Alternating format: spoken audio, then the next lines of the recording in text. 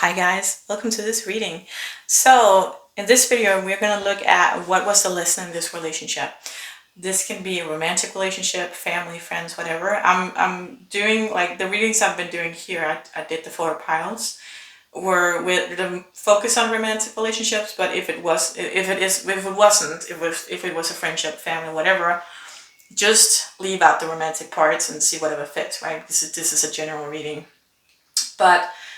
And if you're still in the relationship and you're feeling drawn to this video, there might be some information for you to hear as well. Other than that, my previous video was how to heal this relationship. So go check it out. It's in the playlist of love readings. Yeah, so remember this is a general reading. So it's not 100% a spot on reading on you. It's not your specific energy I'm tuning into. It's a general it's a general energy that you are a part of. You're having the same journey as someone else, right? And in this video, in this reading, we're going to go through, first off, I'm going to look at what was the relationship. So you can see if that pile is your story or not. Then I'm going to see how this relationship affected you. First of all, what triggered in you in this relationship or this person, and what healed. And then we're going to look at the lessons you had in this relationship. And we're going to look at what patterns you unlearned during this relationship. And last but not least, I got cards for you, what to know moving forward. So, per usual, if you haven't done pick a card reading before, what you do is you kind of focus on whatever deck is drawing you in. There might be more than one deck, one pile, sorry. And there might be different relationships. So if there's a specific relationship, that's how I would do it if I was watching this reading. I would choose a specific relationship. You probably found this video because you wanted to know about a specific relationship, but have a person in mind, a relationship in mind, then see whatever a pile draws your attention. If you get into that pile and it doesn't resonate with the person you have in mind, then be open to that it might be someone else that the universe wants to let you know about. So if it doesn't resonate to begin with that situation, that relationship, try to remove that best as possible. I know that's hard when we really want an answer, but try to, look past that person and relationship and see if there's something you recognize here that the universe really wants to tell you about another relationship. Yeah. So, if you haven't picked your pile yet, put your video on pause because we're going to jump to pile number 1 now. Pile number 1, you chose this beautiful dark blue heart. Makes me think of like midnight, looking at stars. I like it. Okay, so first of all, I'm just going to say that when I was shuffling this pile, I had a very nervous energy and coming through, and I was actually checking the cards, what was coming out, to see if that makes sense with the other cards and the questions I'm asking and stuff like that. And usually when I do these readings, I just have my questions and I shuffle my cards and I say, okay, for this question, I'm looking at my decks and looking at what deck is attracting me, and I shuffle and don't really look at the cards. I just place them. So like this is strategically placed, right, for each question. You can't see the layers here, but for this deck, I felt like I had to peek all the way through to know what's going on, to see if there's a silver lining here. And I feel like that might be something you were doing in this relationship, that you kind of, for some of you, it might have been something like looking through your partner's phone or their emails or checking the social media through their account, right? Or maybe just outside stalking where you're checking to see who likes their pictures, who comments on their posts and stuff like that.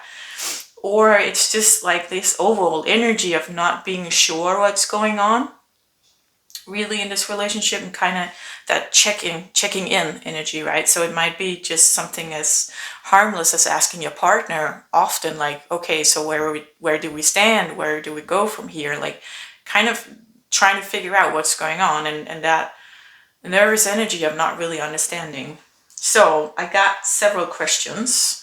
I'm gonna go through that in the intro. Let's just begin with what the relationship looked like, and you can see if that resonates with your relationship, and then go forward.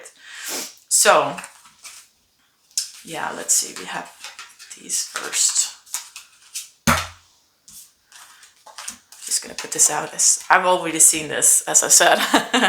So we got the Page of Swords, Page of Pentacles, and the Ten of Cups. And when I saw these come out, those were the first cards to come out.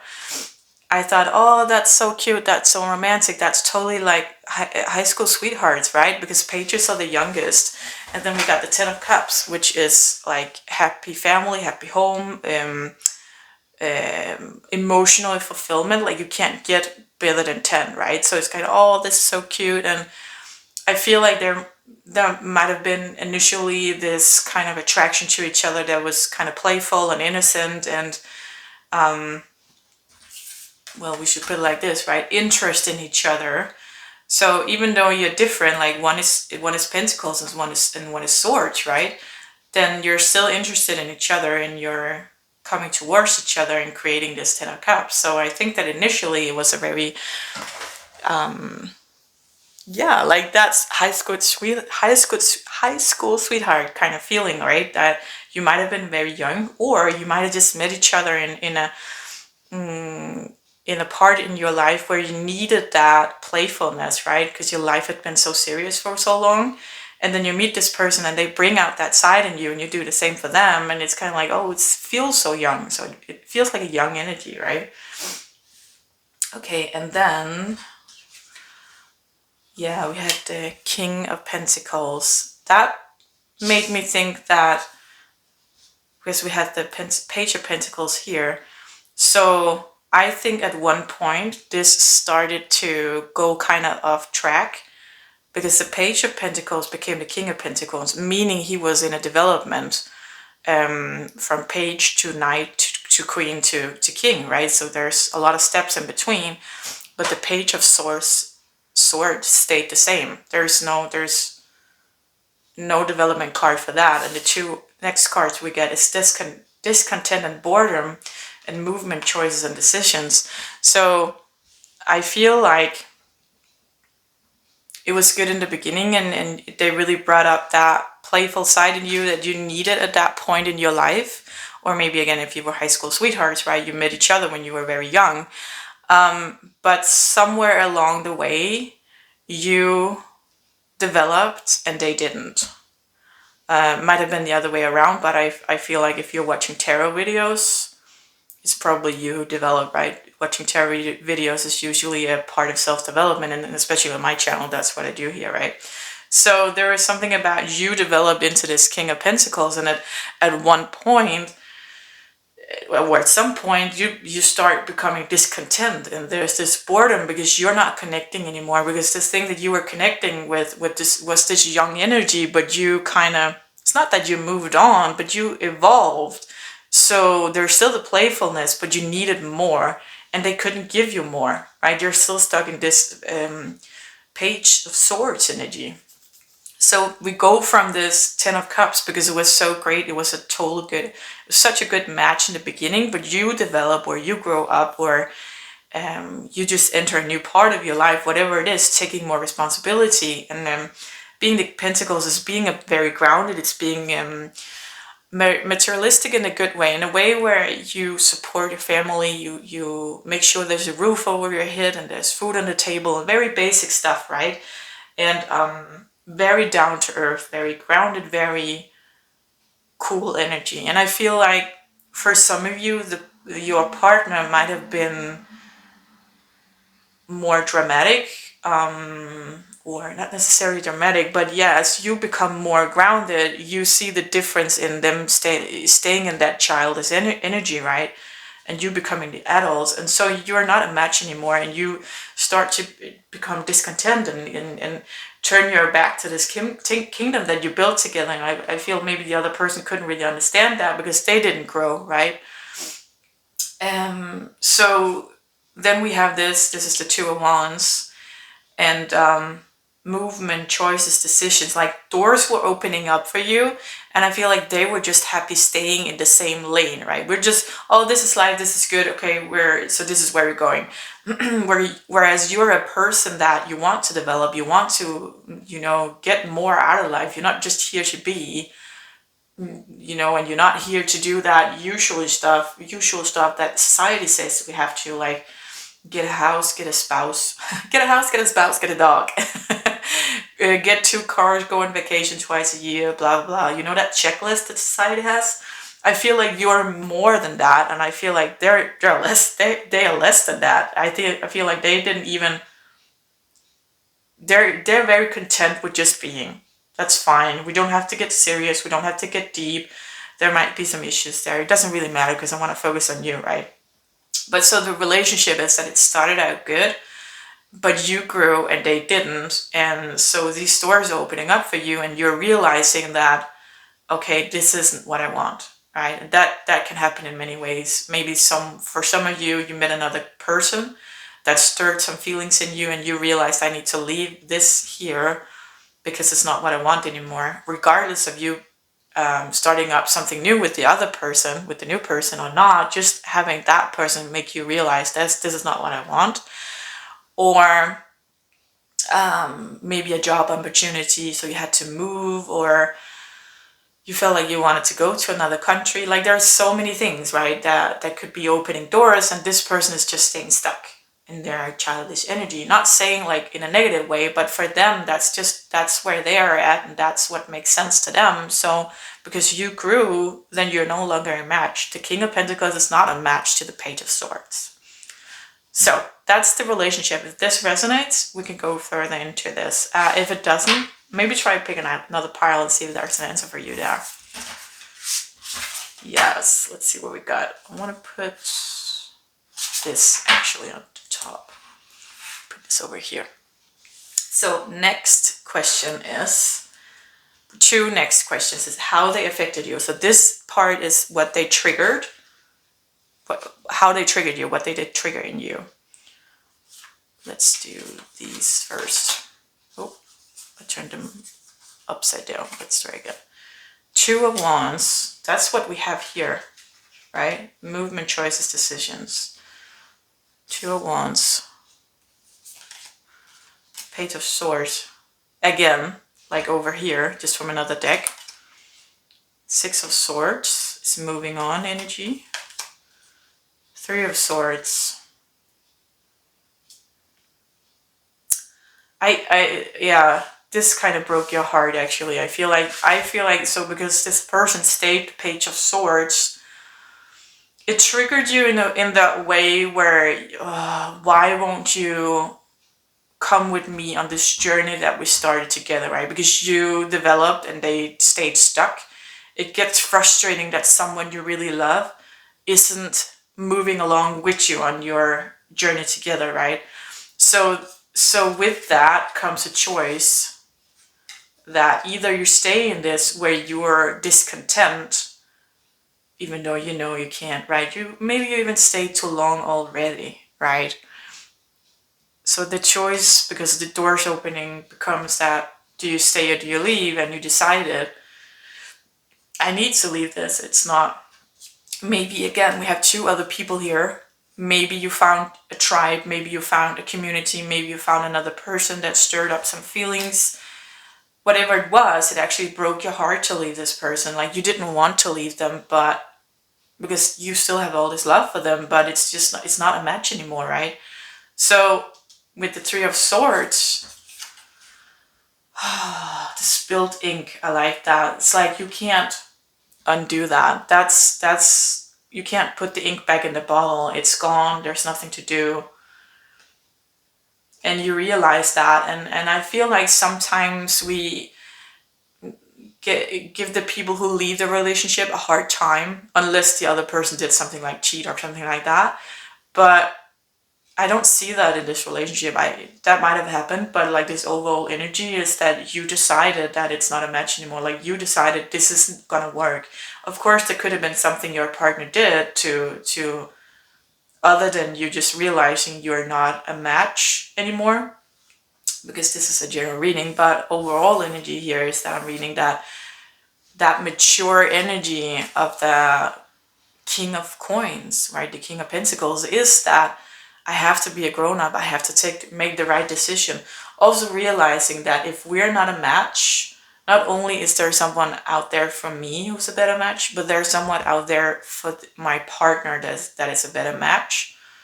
I want to give that to them. I feel, to me, that is kind of a way of showing love. Like, I can't give this to you. You can't give this to me that I need. So I'm leaving this, and it's breaking your heart, because this partner wasn't just your partner. They were your best friend. Like, that childlike energy, that is what creates best friends, right? So it was difficult for you, and it wasn't what you wanted, and it triggered you, and there is some anger here about sorrow, of course, about why couldn't you just come on, keep up. We're supposed to develop, right? We're supposed to grow in ourselves and in a relationship. Why won't you keep up with me? That kind of like, I had to lose you because you didn't put in the effort. But that's just where they are. That's just who they are, right? Okay, so what triggered you here? We got the Fool. We got Knight of Pentacles. And we got Rejoice and Celebration.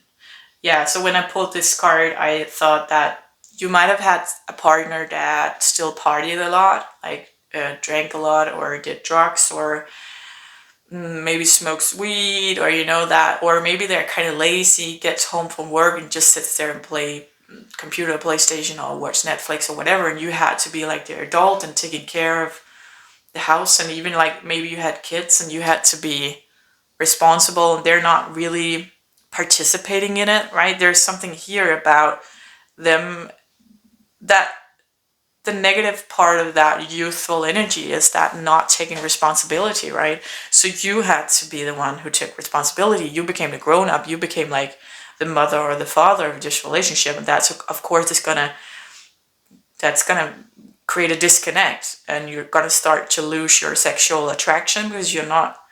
How can you be sexually attracted to someone you unconsciously see as your child now, right? Because you have to take care of them. So this like page of Knight of Coins is representing the slow moving energy that he's not moving at all, right? He's sitting still, and that's their slow moving energy. This here with the Fool, I feel is a very playful energy, and he's not looking where he's going, right? He's just walking right off the cliff. And to you, it might have looked like he was this happy fool with the rainbow and just having fun. I don't think that's the case, though. Again, I'm not going to go into your ex's energy or anything like that, because I want to focus on you. But I want to say that things isn't necessarily the way that it looks. Yeah. So I feel like this triggered you a lot, that this person still was just stuck in this youthful energy, when now you're growing up, you're supposed to take responsibility, accountability, you're supposed to put in energy in your relationship, in yourself, in if you have a family, if you have children, right?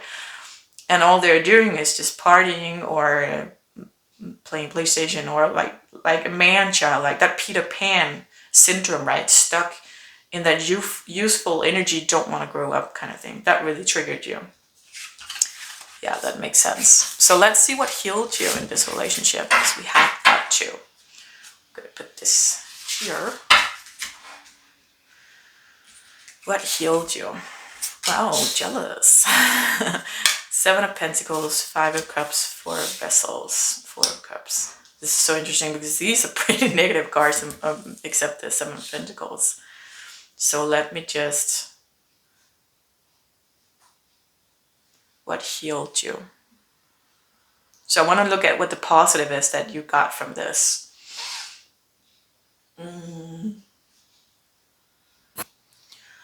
Okay, so I feel like this 4 of Vessels, 4 of Cups, this is kind of your relationship, right? What your partner gave to you. They weren't watering your plants. They weren't watering your relationship. You were doing all the work. So I feel like it kind of, the thing it healed inside of you was you learning to take care of yourself. So I feel there must have been some part of you or something with you that were too reliant on other people when you got together. And now in this relationship, like this wasn't, I wanted to see what this other person did heal in you, but I feel like this is what you healed in this relationship, what healed inside of you because of this relationship. So it's not what I intended, but still. So I want to show you what you got from this relationship. It wasn't a waste, right? I don't feel like you felt that either way. But so you learned to nurture yourself because there was because there was no one else to do it. And let's see if we can get this straight again. No, it doesn't matter. It's okay. You learn to nurture yourself. Yeah, you learn to walk away from what isn't working, because that's in the end what you did, right? You learned patience because you wanted to give this person a chance. You wanted to, like, maybe you did see a little bit of growth once in a while, but again, it just wasn't enough, right? The jealous. Oh, okay, so let's not look at the jealous. Let's just look at the imagery here. You holding on to someone. So you learned in this relationship, first of all, again, I think you stayed way too long. Not way too long. You stayed longer than was good for you. But again, there's lessons there, right? So you learned that you're holding on too much to people or maybe situations or whatever relationships. You learn to spot when that isn't working for you. And instead of using a lot of your energy to pour into this person, into a relationship where you're not getting anything back, right? You learn to just give it to yourself and just walk away from this. But also with this learning to be more patient with them, I think you learn to be more patient with yourself as well. I think this was a journey of all these things that, you got triggered from this person, that you grew from them. You grew from their inability to get over their Peter Pan syndrome, right? That forced you, like, let's say if they had grown with you and you were still like on this path together, there would have been other issues and you wouldn't have learned to nurture yourself. You would have stayed stuck in that "I want you to give me something" mode, like anxious, preoccupied, if you know anything about attachment styles, it's usually like that. And I feel like it had to be this severe, I want to say, that's maybe a big word, for you to leave. Because it was just, if it was he or her, I'm just going to say he, if he was giving you just a little more than he gave you, then you would have stayed even longer. Like there had to be this, like, you eventually giving up and saying, oh, I can't do this anymore, right? Yeah, so you learn to be, but what healed inside of you in this relationship, you learn to become more independent. You learn to water yourself, give yourself what you needed instead of getting it from others. So in that way, you kind of healed some of that anxious attachment style. You might still have it, but you became more independent, I feel. And yeah. Yeah. It just stopped in my head. That's it. Okay, fair enough. So I want to look at your lessons. The lessons you got in this relationship. I feel like this was the lessons, but I don't know. Let's see what they say. You got, oh yeah, okay, arrogant and fragile. Yeah, I love this. Actually, when this came out, it made so much sense to me. So the lesson that you learned in this relationship is that usually when you get fragile, you go into becoming arrogant.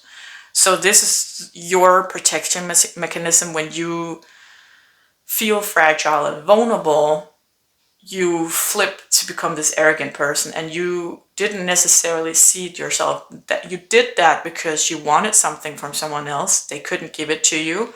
So that's you being fragile and not being nurtured the way you needed to, because a fawn needs his mother, right? And you're kind of reaching out for this person to be your mother in that way, and they couldn't provide for that. So your protection mechanism is to just put on an armor and become this arrogant person. So you might have been like when you were fighting and disagreeing, you might have been really verbal and not verbally abusive necessarily, but maybe, but not taking their feelings into account. And I feel like there's something here that you couldn't understand. Again, why aren't you growing? Why aren't you coming with me on this journey? Why are you just stuck here and you goddamn Peter Pan syndrome? Like, grow up, would you? Like, there's no understanding, there's no, and this other person doesn't have the emotionally capacity or emotionally maturity to explain to you what's going on inside of them, because they don't know what's going on inside of them. They just want to stay stuck because that feels the safest to them. And of course, if you're nurturing them and being that mother energy and pouring into this relationship, then they don't have to, right? So you become angry and you become arrogant and you belittle them and you push them down for not giving you what you want. I get it, for not providing, for not, how do you say that? For not putting into the relationship, right? Of course, not that you become arrogant, but and belittle them, but I understand you become angry about that, because it's a two-way street. We need to both put into this. But this here is about your wound, that the lesson here was that you are reaching for them to fix your wound. And what healed in you in this relationship was you learning that you can do that yourself. And that you needed to be with a person who cannot give that to you in order for you to learn this about yourself, to learn this tool for yourself. Okay, finally, after all this time, I've been so patient, right? Finally, after all this time, this Seven of Pentacles is about being patient, about reaping where you sow at the right time. But, you know, the fruits never became ripe, so there was never anything to reap. And so you stay stuck in this dry, nothing, getting nothing mode. And so finally you learn to do it yourself. And that was the whole point of this relationship. Probably more points, we've got 2 more cards, but one of the lessons, at least in this relationship, is that you learn to take care of yourself. And you did that. That was something that healed inside of you in this relationship. And you learned, or maybe you're learning now, that okay, when I get fragile, I turn into an arrogant prick. When I am vulnerable in my feminine energy and I'm not being met in my vulnerable feminine energy, then my masculine energy steps in and become this massive prick, right? And just shuts everyone else down, push them down, like whatever it is. Like, they're not, if you can't meet my vulnerable feminine side, then I'm gonna just push you aside. Then you can't be close to me in any kind of way, right? That's the lesson here. That's why you were in this relationship. Let's see, with 2 other cards here, we got base chakra, memories of love. So I feel like the base chakra that's the root chakra, right? Again, with this roof over your head, this so King of Pentacles energy, really, again, roof over your head, food on the table, making sure like the base stuff in life is covered, right? And whatever you need is being provided. And that's really what you learned in this. I feel like maybe because this was such a young energy, maybe you guys, even though you met later in life, you were still in that young energy when you met them. Or at least a part of you that needed to come out, because maybe, again, if your life had been serious for many years for some reason, that playful energy needed to come out, and that's what was such a good match, right? And then you grew, or you turned back to that, okay, now it's time to be adult again. Just a second, I lost my point here. What was the point? Yeah, so you met...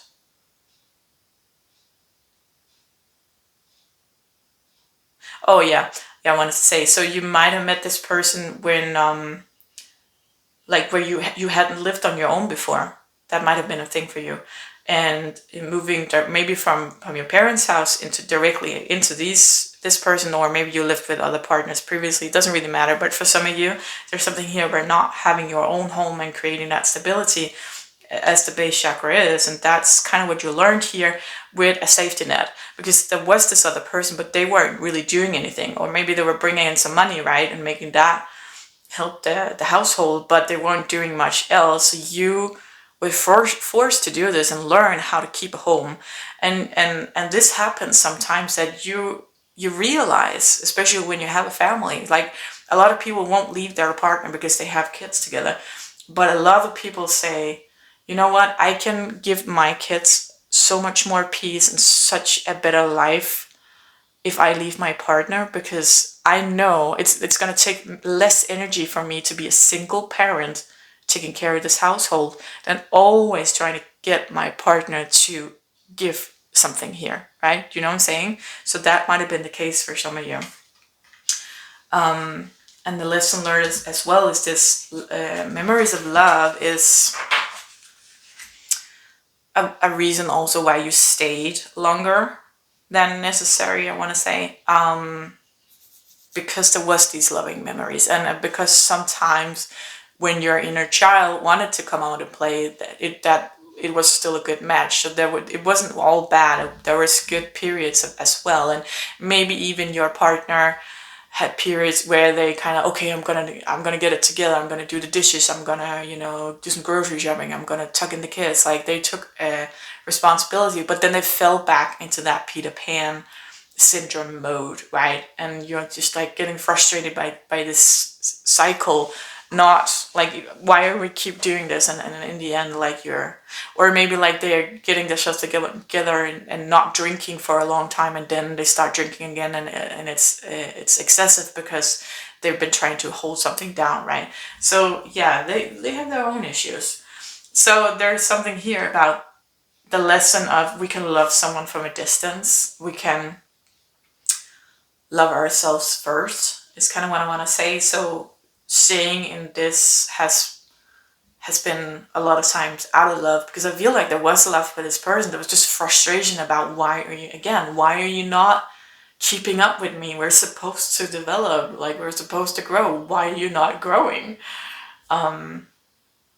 So that was a lesson here. And then when people stops growing with you, of course, give them a chance. But I feel like you're better suited now to spot when people are not a match and when they're not growing with you. Yes, love that. Okay, so the last cards are what to know moving forward. So this might be an ex from a long time ago. This might be very recently. This might be someone you're having kids with. Doesn't really matter. These cards are for what to know moving forward in whatever that looks like to you.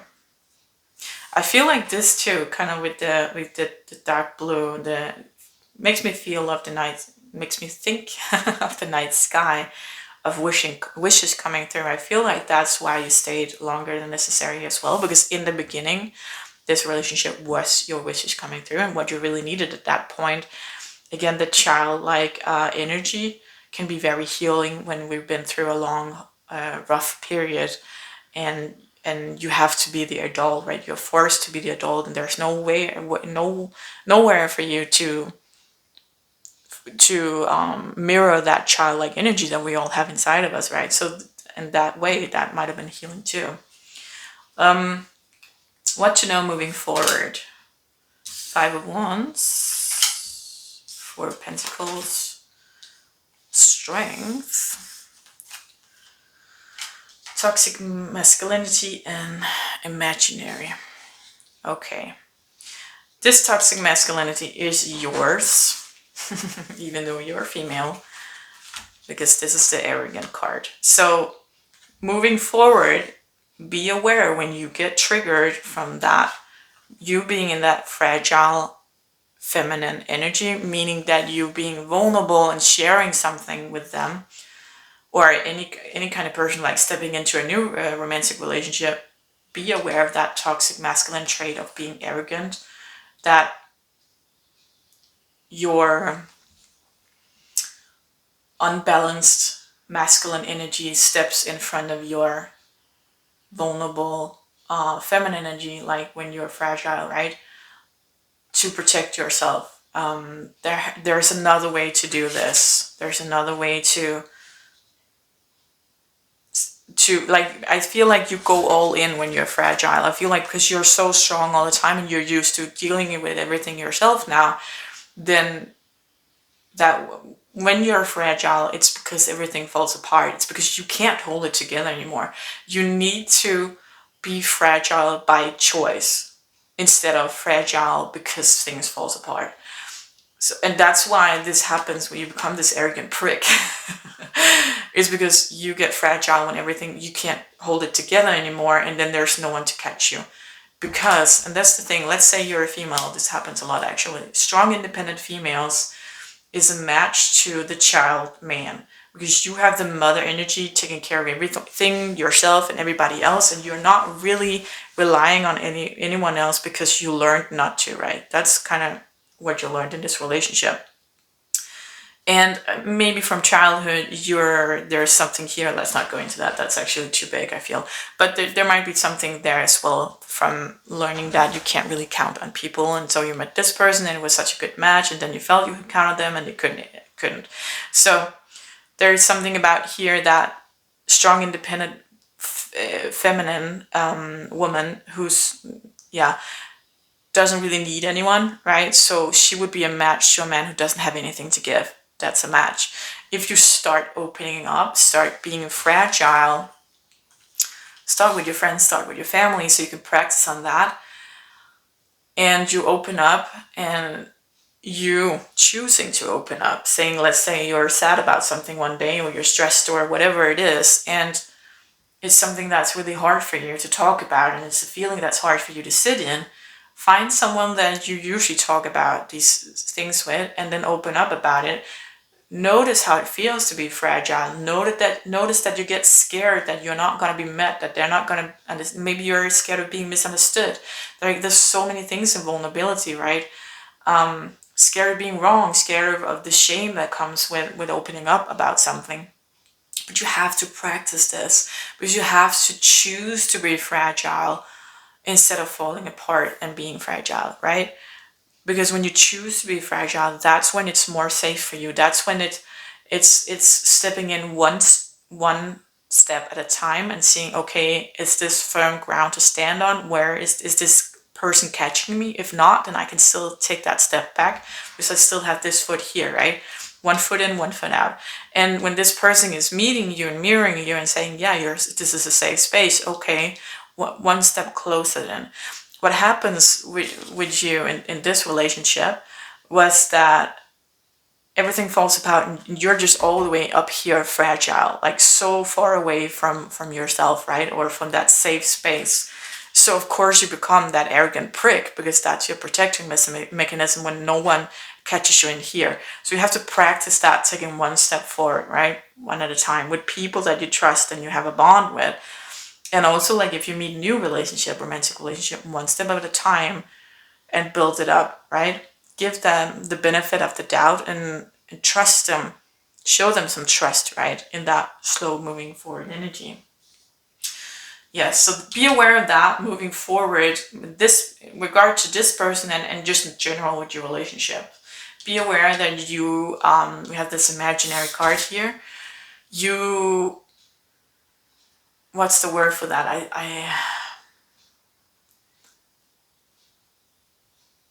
When you get these romantic relationships, when you start dating and stuff like that, I feel like there's a lot going on in your head and you're imagining something. Because finally there's this person and, oh, this is lovely. And then you're kind of building something with a version of them rather than building something in reality, right? And it's okay, of course we have fantasies and stuff like that, but I feel like there's something going forward here, moving forward, for you to be aware of that you're building something in your mind and turn that down a bit, right? Because you're going to get closer to them in your mind than you are in reality. And that's an anxious attachment style as well, moving way too fast, because we're building something in our head and then we're taking that imaginary relationship and pushing that on the other person. They're not there, like, because they're slower in their energy, right? So Four of Pentacles is about keeping your energy close to you, and not giving it away. I feel like that's something you need to work on, not giving your energy away, and that's part of this toxic masculinity as well trait that, well, I feel like that's actually toxic femininity, but the toxic energy of you giving so much of yourself so you feel like they should give return. Like, I give to you, you need to give to me. And that's one of the things there was a lesson for it in this relationship, right? That stop giving so much when people doesn't give you anything in return. I feel like you still need to learn that lesson. But there was other really good lessons as well. Five of Wands is about conflict. Yeah, so I feel like when you get triggered,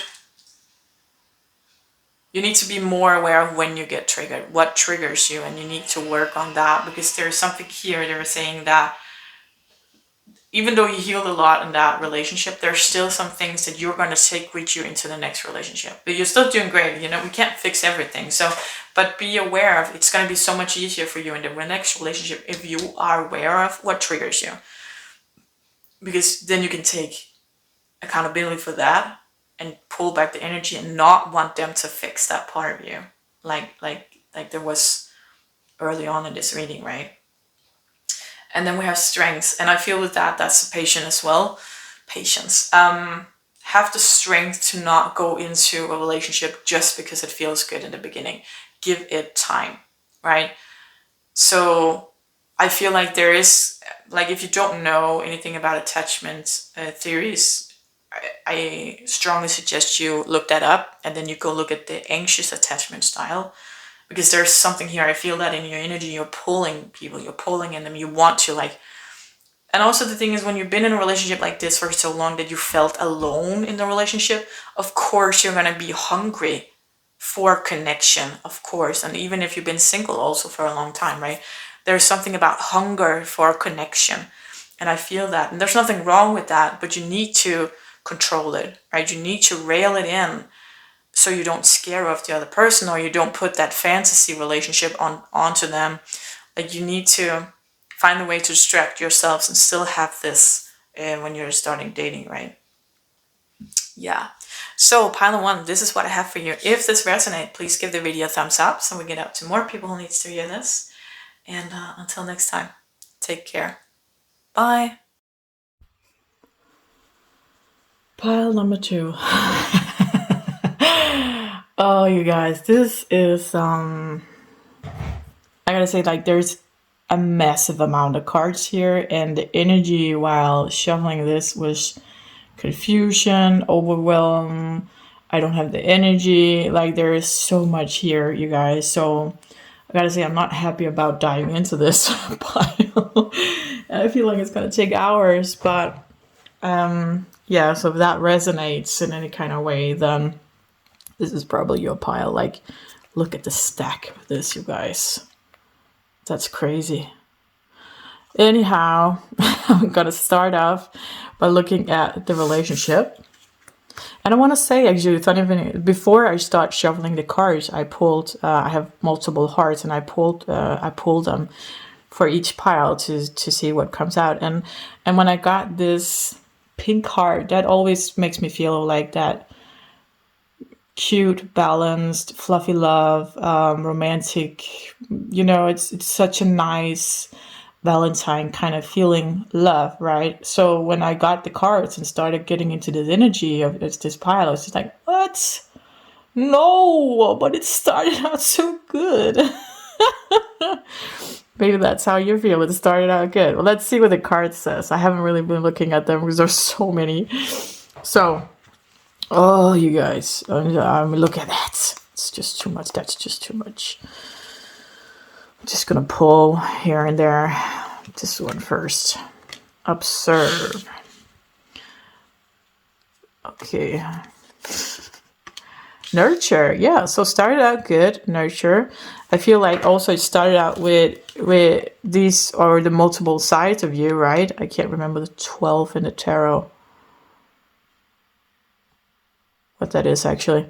Anyhow, so multiple sides of you. There was room for that. And it was a nurturing environment. I want to say a nurturing space that you two guys created together. I really love that. There's room to grow here, right? I want to take a purple now. Memories of love. Pile number 1 got this as well.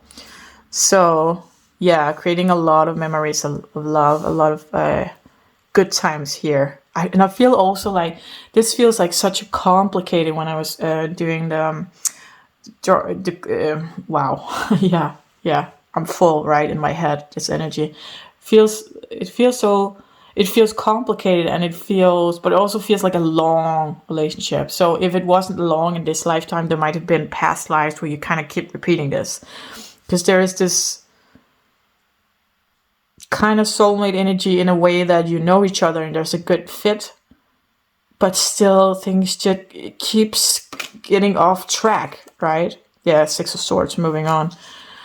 I can't stay. Like, this energy is too much. There's something helpless and hopeless. Yeah.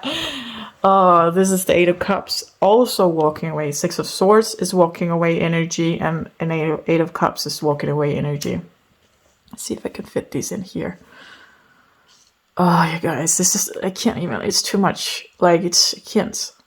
The confusion, and yeah, everything just kind of turns sour. Crown chakra. Yeah, that makes sense with if there's past lives here, right? With the crown chakra, something spiritual, or maybe you're both spiritual or bringing something. There's a growth here, definitely a growth. There's no doubt about it. There was definitely a growth, and there was definitely a space. There was definitely something about meeting each other, mirroring each other in a way you haven't experienced with other people before, and that is very mesmerizing, right? That is this kind of energy. So I get that. Okay, we need a black one now, I feel. 9 of Wands. So this is defensive energy. I feel like there's been a lot of back and forth. There's a lot of triggering each other's deep wounds here. Yeah, wow. Knight of Pentacles. Slow moving forward energy. Okay, so I feel like that's very interesting, actually, because in pile number 1, we had that the person I was doing the reading for was growing, but their partner wasn't. But this pile, I feel like, so you're growing and they're kind of lagging behind, so you're waiting for them. Then they're growing, but they're growing more than you, and you're kind of stuck, and so they're waiting for you. There's like this inconsistent growth where you trigger each other, and then there's kind of like you get stuck in that trigger. Like, I don't want to talk for them, but that's kind of like, I just want to focus on your energy. But I feel this is the energy that you have together. You get triggered, they get triggered, like, and then you're stuck in your trigger, not really moving. And then they're forced to look at their trigger on their own because you're not growing with them. You're kind of like detaching. And so they do that, and then they grow, and then you're kind of like, oh, wait, I'm sitting with this too. And then you're growing, and it's kind of like, and then you get triggered again, and you're like, and then they're the ones detaching, and you're like, okay, I have to sit with this on my own. And then you're growing, like this kind of inconsistent growth where you're kind of waiting for each other, but in a sense not. Like, it's kind of, yeah, it's kind of weird. So it could have been moving forward faster if you guys just yeah, I don't know, because like there's something, sometimes you need to take care of your triggers on your own, but I feel like it could have been more harmonious if you had found a way to meet each other in this, right, and grow together instead of kind of have to waiting for the other, getting stuck, and like, yeah. Okay, this one. Harmony. Yeah, then there's harmony again. Like, when it's good, it's really good, right? And you can't figure out that when you then trigger each other and it's not good, then it's kind of really not good, right? It's just, it's such a roller coaster ride. That's what I feel. Oh, you guys. Patience and planning. Yeah, that's what I said. So you're a pillar and they're a pillar. And together you create this, when you're in harmony, you create this great gate to go through, right? To the light here. It's just like it feels like there's a higher sense to this with the crown chakra as well. And we see here, she's enlightened in the crown. And it's just like everything, when it's good, fuck me running, it's good, right? It's like nothing you've ever had, nothing you can ever imagine having. So why is it so bad when it's bad, right? Oh, you guys. This is so interesting. It's getting lighter, I feel like, because I could joke about it, but this was really heavy going into it. Yeah, and pulling cards. But I do like that your connection, like it is this. It's just, it's also very hard. It just feels broken a lot of times, right? You have to put it back together, and at one point you're gonna feel like we can't keep putting it back together. Share the love. Yeah, I feel like you're really very good at that when you're in that balanced, harmonious place and good at creating that space for each other. You share the love, and you're good at giving each other what each other need, and good at feeling each other and understanding each other. And yeah, there's so many good things here, you guys. Seven of Swords. Then we got the this is a sneaky energy sneaking off in the night. So someone gets triggered and then just kind of like detaches instead of talking about it, right? Instead of trying to solve it, it kind of feels like you get stuck in a rut. Yeah, wow, detach, yeah. Yeah, and yeah, okay, so that's the thing you do, both of you. When you get hurt and you get heartache, you detach. So if you have any idea about attachments theories, I want to do a video about that at some point, definitely. And I've been wanting to do that for a long time, but this channel is kind of like on the back burner right now because of other projects in my life. But go check out attachment styles. If you, I feel like you both in this relationship are fearful avoidance. On again, off again, triggered, trying to pull, trying to control what's going on inside of you, trying to feel safe. Like there's so many things here. It's such an on and off connection, but and the thing about fearful avoidance is they love so deep. So deep. So when two fearful avoidants get together, damn, that is sweet. That's so sweet because they get each other, they feel each other. There's so much depth. But when they get triggered, they get hella triggered, right? Yeah. So this is, if this is your relationship, or your past relationship, this is your reading. If not, maybe try to see if there's another pile that speaks to you. Okay, you guys, this is crazy. Roller coaster ride.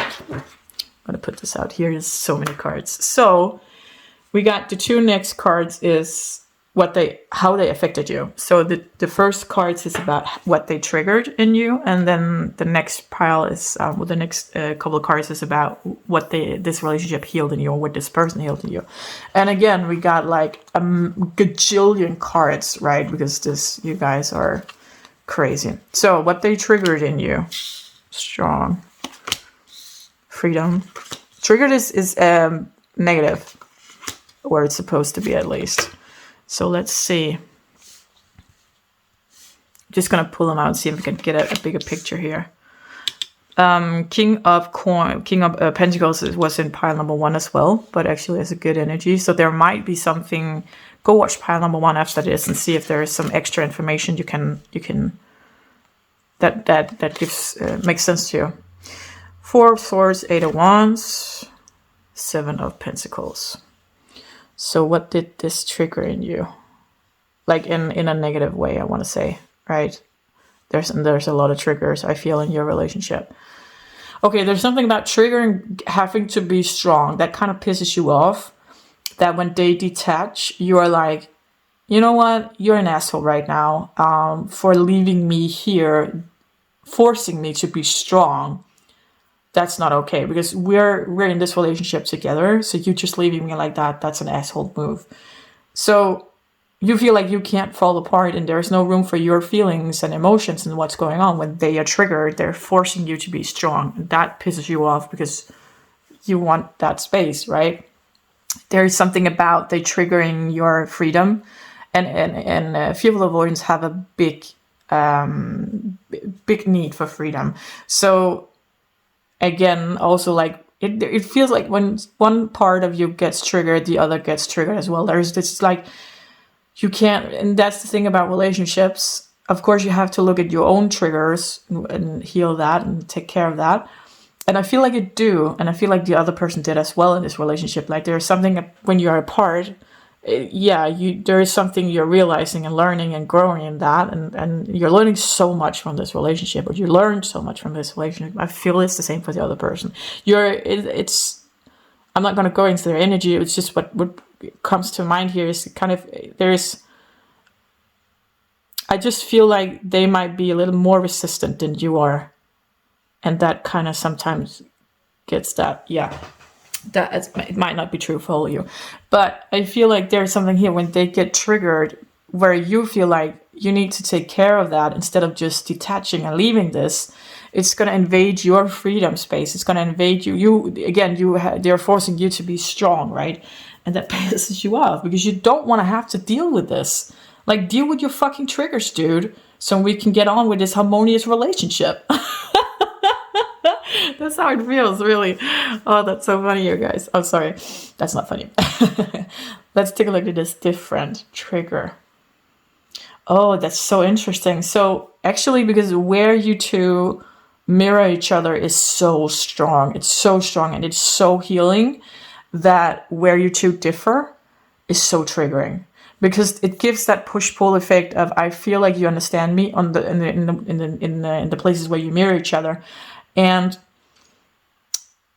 so you feel so understood. You feel so met. You're creating a space together. It's so beautiful. And then where you're different is kind of feels like, oh, then it's not that. Again, it's such a fearful, avoidant thing to be so extreme.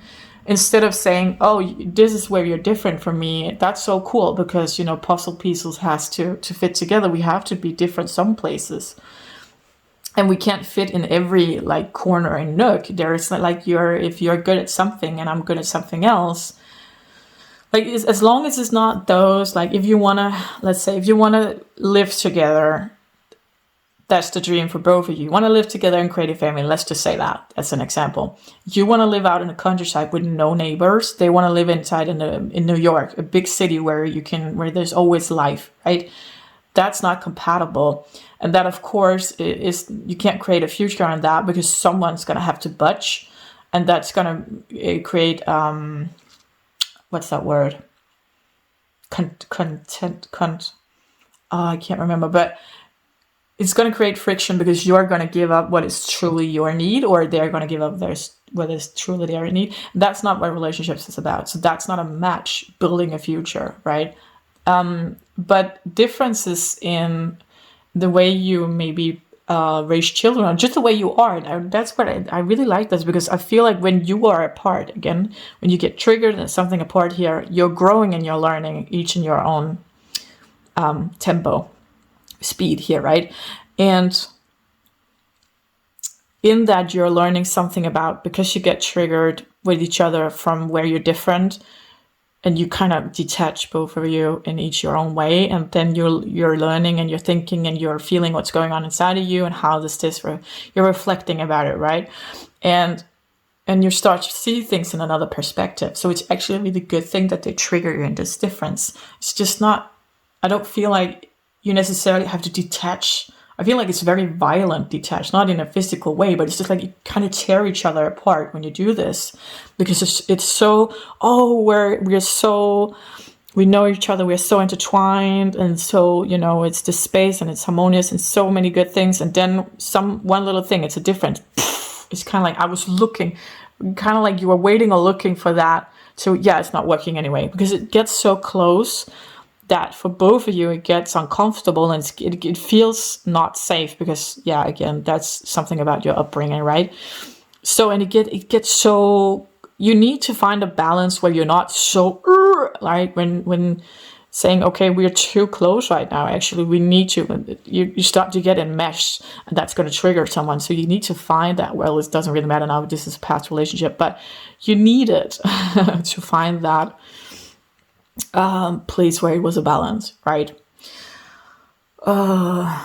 Adaptable. You're getting triggered in that you have to change. You feel like you have to give up a lot of stuff about yourself, but what you really are giving up, I'm sorry if I'm talking fast, but there's a lot of shit to get through here.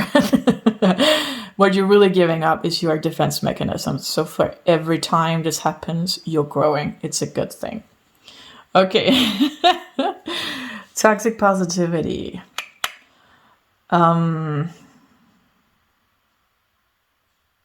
Just give me a second here. because there's so much information coming through. 801's fast forwarding moving energy is triggering you. Yes, it is. It's getting too close too fast, and so you want to detach. 7 of Pentacles is about being patient, so that's the opposite energy. So when the other person is detached, you have to be patient, and that time you're going to be working on yourself, though it's still a good thing. But it's triggering that it's such a difference, right, in energy, so close and so far apart, like so hot and then so cold. You need to find that warmth, the warm place in between hot and cold, right? 4 of Swords is about healing. Why is that triggering you? Oh, okay, I feel like, yeah, this whole journey with this person, this roller coaster relationship is healing, but it's also so crazy triggering, and you need to get out into the places where it's triggering to heal. It's just that it doesn't have to be, I'm just going to talk in present sense because it feels like this isn't necessarily done. If it is, that's up to you. I'm not saying anything. It's just like, yeah. You're tired of this relationship because you're tired of all the lessons, tired of all the healing, tired of all the triggering. You just want to be in that cool, quiet, harmonious place where you create space for each other and where you can breathe. That's something you can do for each other. Problem is that you guys like it so much that you start to become enmeshed, and that's when someone detaches. So you need to find the warm place. Again, not too close, not too far apart, and still sometimes being able to go into that totally hot space, but then also saying, okay, we're going back to warm, not back to cold, but back to warm. And sometimes saying, I need to go out here. Let's say I want to go travel on my own, or I need to focus on something with my job, right? And then there's still this warm place. So there's the balance. You guys are so hot and cold. It's crazy. Yeah, so toxic positivity. This person could be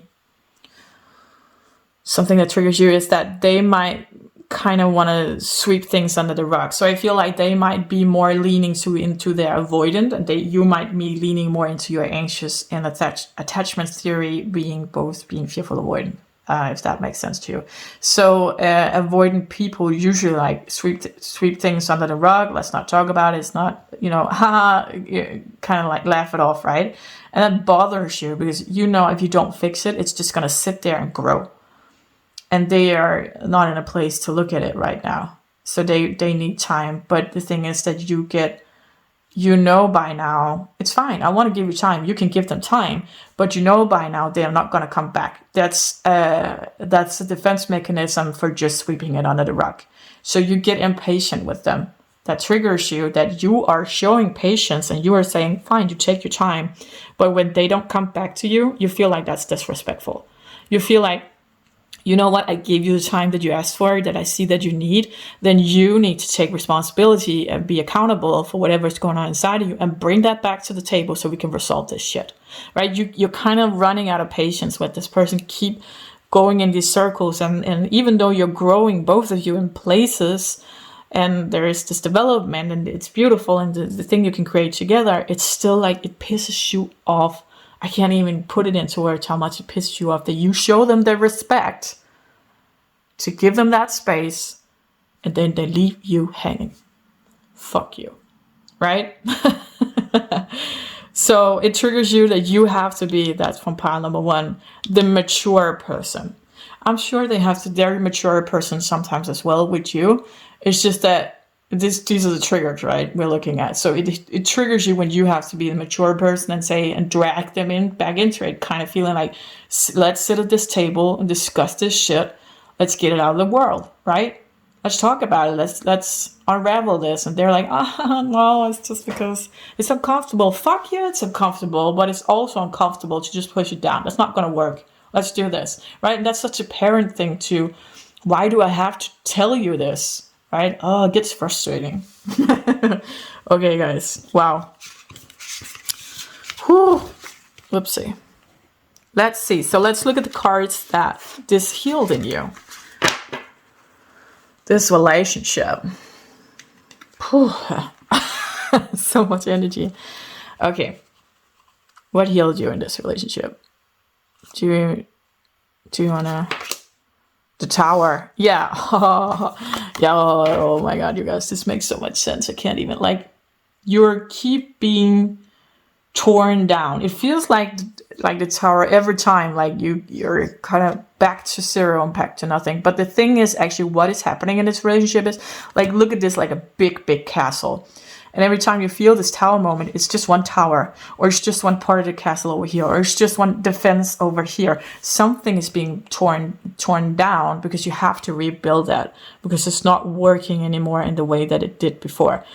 But the thing is that it feels so massively overwhelming, because this thing that is getting triggered is being pulled to the surface, and then that is all the focus. So when it's just the tower of this whole big castle that you're renovating, the castle is you, right?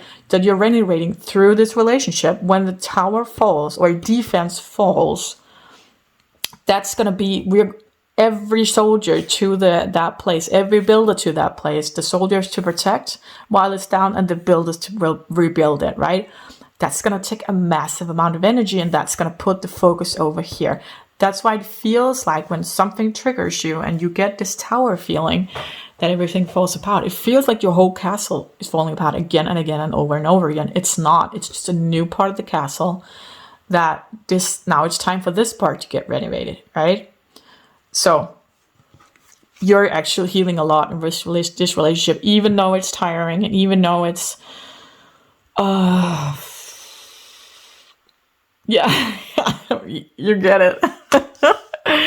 Oh, you guys, I feel ya. The moon. Wow, I love this. First of all, this person makes you, like, you feel like this cat.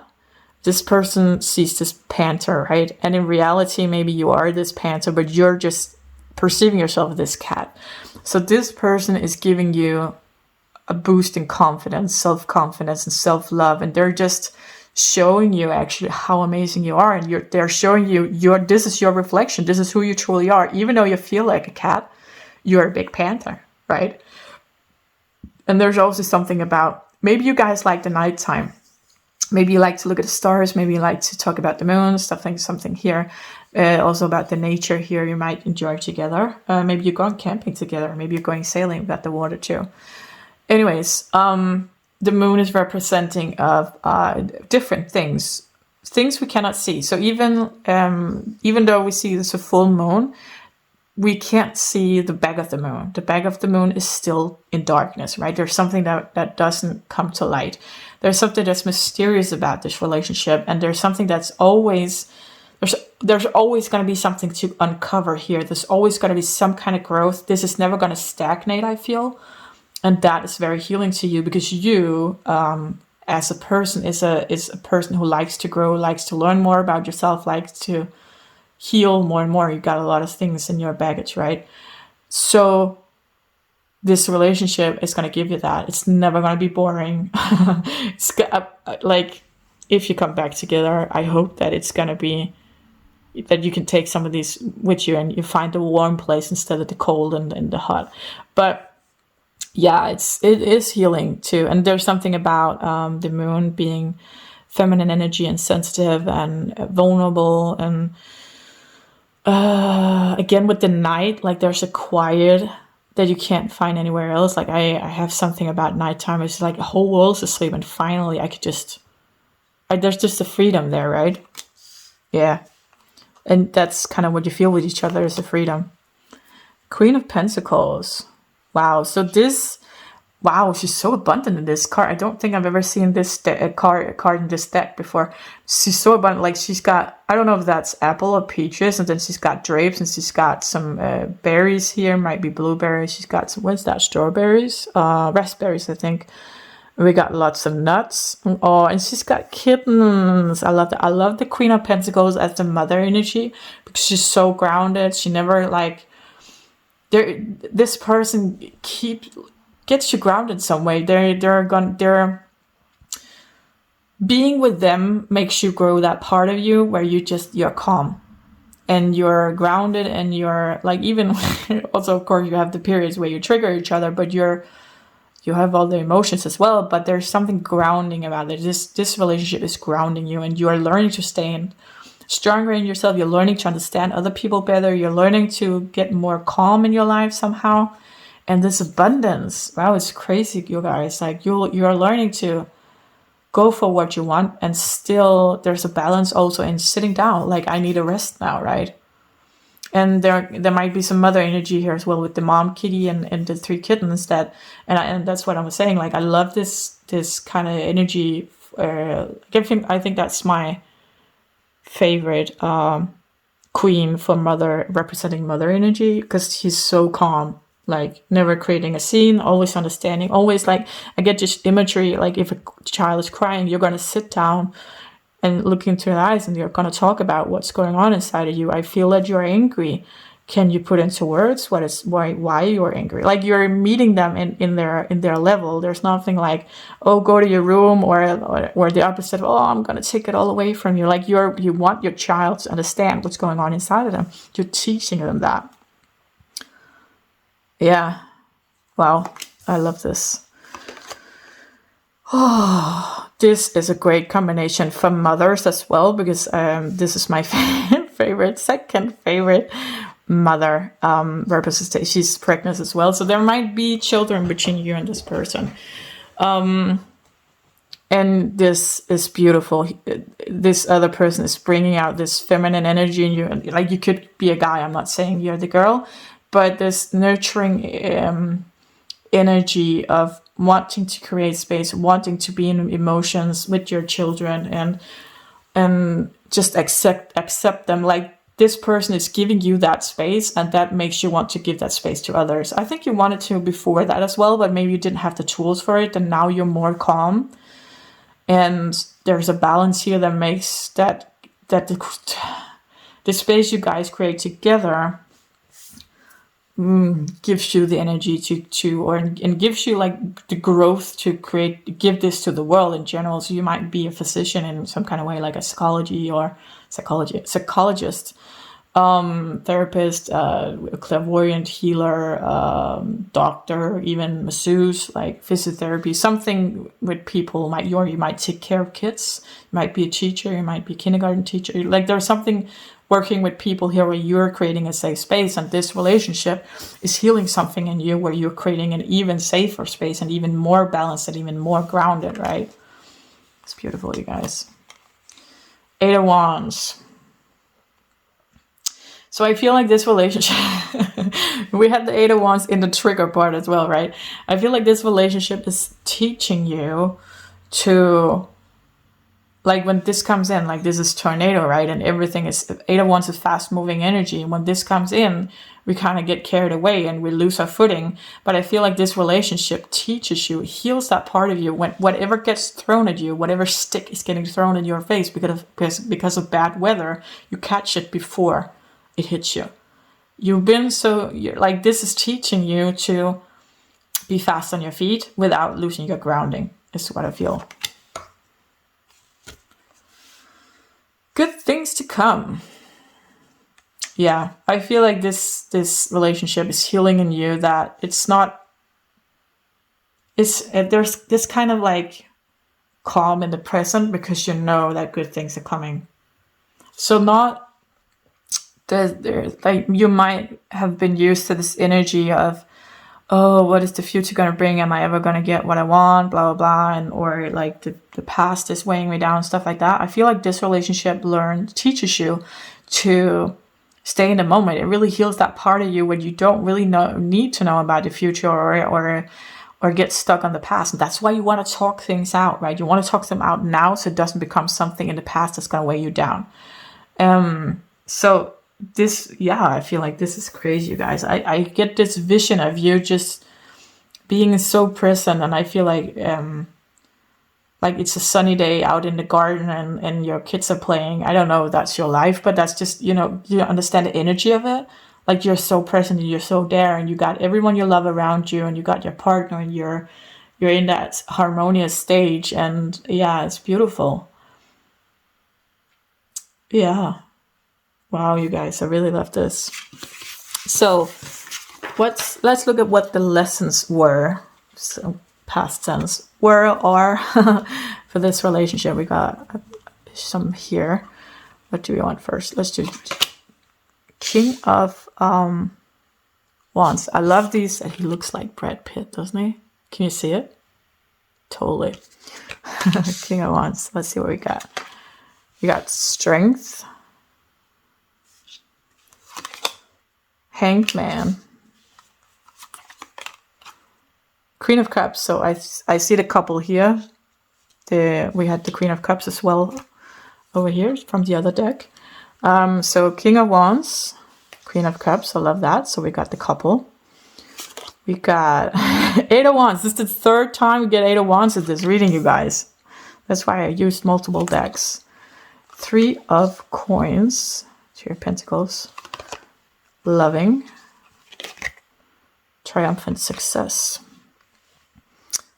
Let me get an overview here of the lessons. So I feel like I feel like this relationship taught you to love unconditionally. And I feel like because you had so many obstacles every time one of you get triggered, the other one gets triggered, detached, getting out into that cold. And I feel like in those periods where you were apart, you learn something about yourself, you learn something about your partner, you get like the parts of your castle is being torn down to be rebuilt, and you kind of come back together. And to the outside world and even to you, it's so chaotic, right? And other people might not understand. And I will say, like, if there's physical violence or mentally abusive language or anything like that, I will recommend you don't get back together. That's just me talking as a therapist here. That's not, but it's your life. I'm just saying. But I don't feel like that's the case here. I don't feel like you get that triggered, either one of you. It just feels like you detach this, right? You detach. Yeah. So the lessons here are staying strong, especially kind of like when you're both detached, but also when you're together, for not going into that enmeshment that you both really want to, because of what you needed as children, right? And I feel the strength in this, I really love this, you guys, because, so this was just I just wanted to focus on your energy actually, but this is because we got the both parts here. So I'm just going to say he and you as a woman. So he brings out that Queen of Cups in you, that emotional, sitting with emotions and creating that safe space as emotions.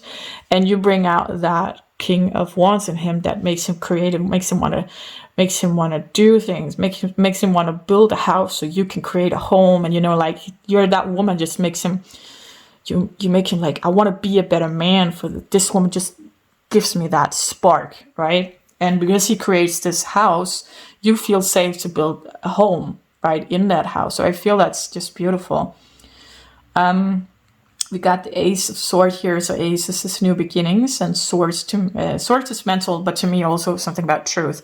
So truth keeps popping up. Like there's always something new to learn in this relationship. Hanged Man. That's when you're detaching. That's so cool, you guys. Like really. Like, I wish for you that it wasn't in a way that it feels so, because it's out in the cold and detaching from each other. I wish there could be like that middle way of warmth and just saying, I need a couple of days where I'm just by myself. I'm going to go to if you have a beach house, let's say that, or I'm going to go travel with a girlfriend or whatever. Like you could pull away in a healthy way where you're just you and talking this over with a friend or whatever it is that you need, right? Without detaching. I feel like so far detaching has been like breaking up, right? It's so in that way violent. It's not violent, but I don't have the word for it. It's just so, it happens like that. And that's why you get angry, because you have to stay strong instead of having that warm saying like, I need my space. You don't have to stay strong for that, right? The other person doesn't have to stay strong because they know you're coming back. And it doesn't have to be tearing everything apart. It's just you taking space to figure out what's good here. And they're going to do the same in that time. So, yeah, Eight of Wands. Again, that's what I was talking about. The thing you healed here in this relationship is sticks being thrown at you in a fast-moving way. And you're catching them, right? Just like, well, bring it. I'm strong enough. Like this relationship makes you strong. This person, but also the relationship and the way that the dynamic has been so far. So the lesson here has been to learn that unconditional love, to give each other that, you know, you create that spark in him and he creates that safe place for you to be vulnerable and create this beautiful emotional safe space, right? Lessons in the hanged man and in staying stuck in sometimes because things are moving so fast. Sometimes you just have something like the universe is keeping you like, oh, we have to set you here. So you can't move. It feels like that because things has to process before you can move on. And I think that too is when you get triggered. There's something here, they're keeping you stuck, the universe. So you have to look at that. So it's up to you how you look at that. And so far it's been detaching, right? You could do it in other ways. And there's Three of Pentacles is about working together. So that's the lesson here as well. Staying in the warm energy instead of the hot and the cold. Meaning that, again, saying, verbalizing, communicating, I need space, I'm going to do this. Is that okay with you? And the other person, yeah, sure, we can make that work, right? I feel like that's kind of what's needed. That's what's lacking here most. Like it will be different for all of you. Of course, it's a general reading, but that's kind of I feel like that's lacking behind a bit. Yeah. Working together on that. So, last cards are what to know moving forward. Calm, manipulative, sad. Four of Swords. Four of Swords is healing. We had that as well earlier. Look at that. Guys, that's so many cards. I'm not sure I can find it again. Oh, where is it? Doesn't matter. Not really. Is it here? Here it is. Four of Swords. And that was in the trigger, right? Getting triggered that you're so tired of this relationship. Triggering you and you have to heal and all the lessons and stuff like that. But it's, yeah, moving forward, it's the same. That's your relationship. It's just how you handle it. It's gonna be painful if you detach every time you need to do something else. Okay, so I feel like this relationship isn't done. I'm just gonna be honest and say that. It's different for every one of you. That's up to you. And if you don't want to stay in it, that's fine. But I feel like it's not done. So moving forward, it's important to honor when you're sad, I feel. Recognize when you're being manipulative because of your survival mechanisms, because that's going to trigger the other part, and also that's going to make you detach or make them detach. And moving forward, focus on being calm, right? Because you already learned a lot about that in this relationship, and focus on the healing part. So there is going to be times where I feel like this relationship, the farther you get along, the better you learn to work together, it's going to be less triggering because you're healing and growing in that together. But there will always be times where you say, I need to just go out and be me right now. I need to go travel on my own or visit a friend or just focus on this with work. That's important for both of you because you're both FAs, so fearful avoidant. Not necessarily, I'm just working on that because it feels like that. And you're both growing and healing in those attachment styles, but I think there will always be a part of the fearful avoidant, even though how healed they get, that needs their autonomy, right? That needs their, like, the opposite of enmeshment, that just I need to pull away from this. I really love this. It's beautiful and you're beautiful and everything like that. But I kind of feel like it's hard for me to not lose myself in this, or I need to, like the introverted part of you or them need to just pull away and refill so they have energy or you have energy to put back into this. That's what I feel. So pile number 2, if this makes sense, if this resonated, please give the video a thumbs up so we get out to more people who needs to hear this. And until next time, take care. Bye. Pile number 3, you chose this green heart, which feels to me kind of pure. I'm feeling right now there's some anger, but I think that if it's you recently broke up or went to each other's if it's very recent, the breakup is very recent, there could be something there, or maybe there's some lingering anger. But otherwise, I see the green heart is very pure, actually. So excited to see what this relationship is about. Let's see. I'm just gonna push these over here. So this is card about, these are, wow, I just woke up from a nap, so pardon me for for not being too good with my English, but I really have to get this video done today. So anyhow, so this is cards on the relationship, so you can see if you can recognize it. That's upside down. This is Six of Pentacles. Let's put this here. We got, you guys, firm foundation,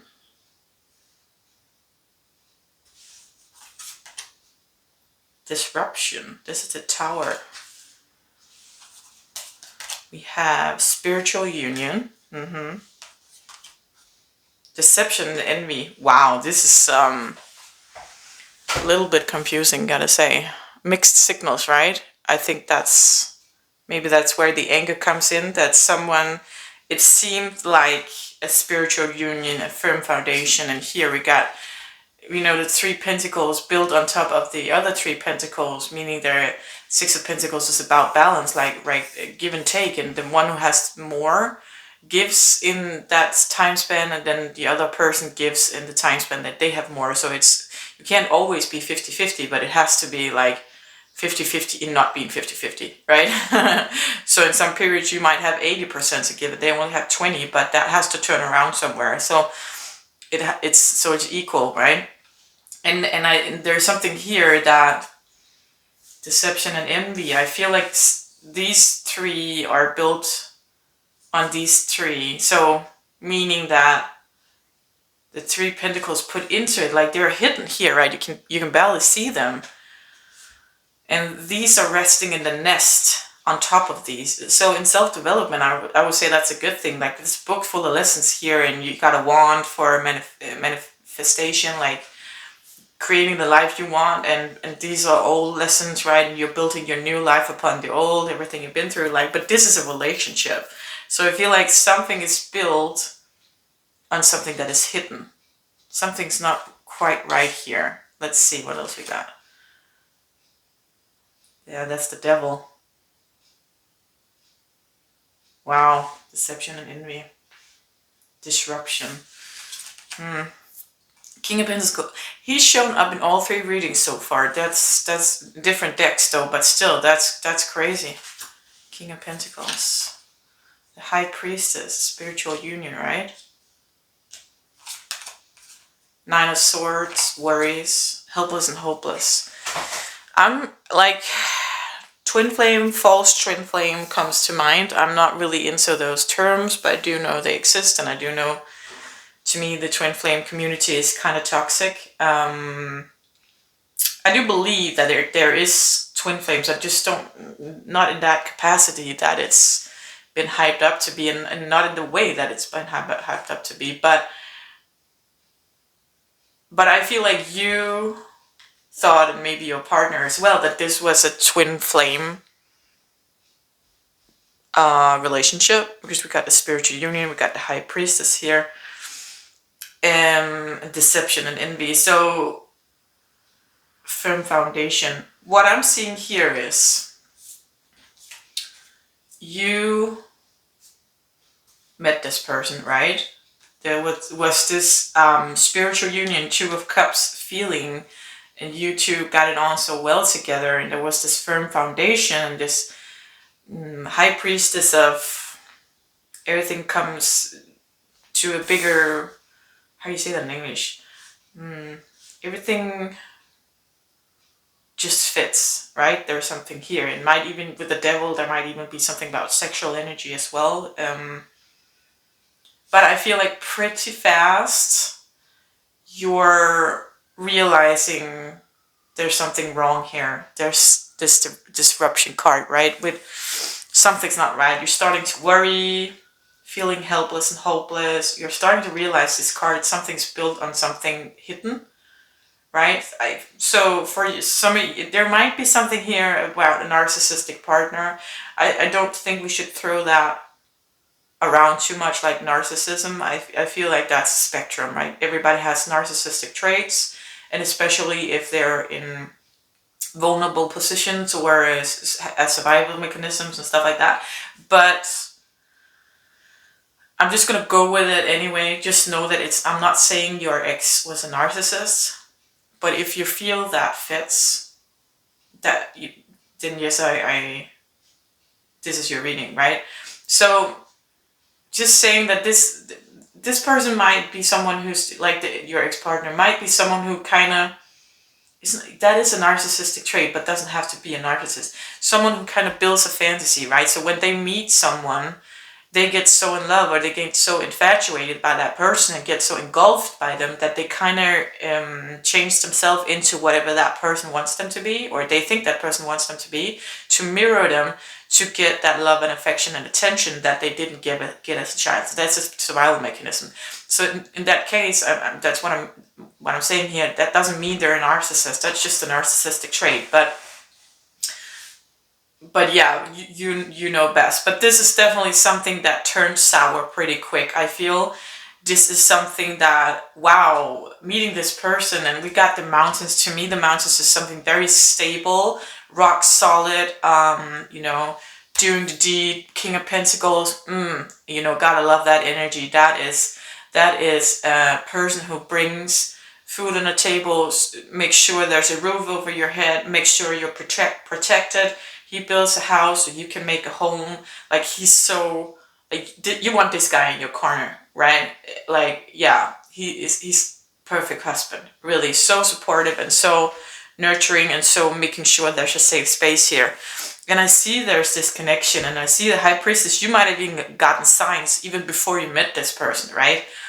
And so when you met or dreamt about them or something like that, so when you did meet them, it's like, oh my God, this is this person. Or when you did meet them, you're starting to like, oh, I'm feeling like this spiritual connection, soulmate, or maybe even twin flame. Let's watch some tarot videos or whatever.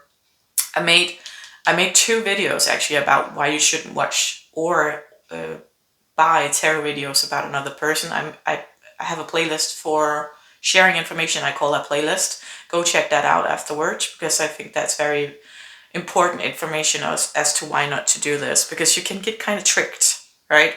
So yeah, this is the relationship, just very briefly, like something, like it seemed like something good. There was a spiritual connection. Pretty quickly it turned kind of sour. There was a disruption.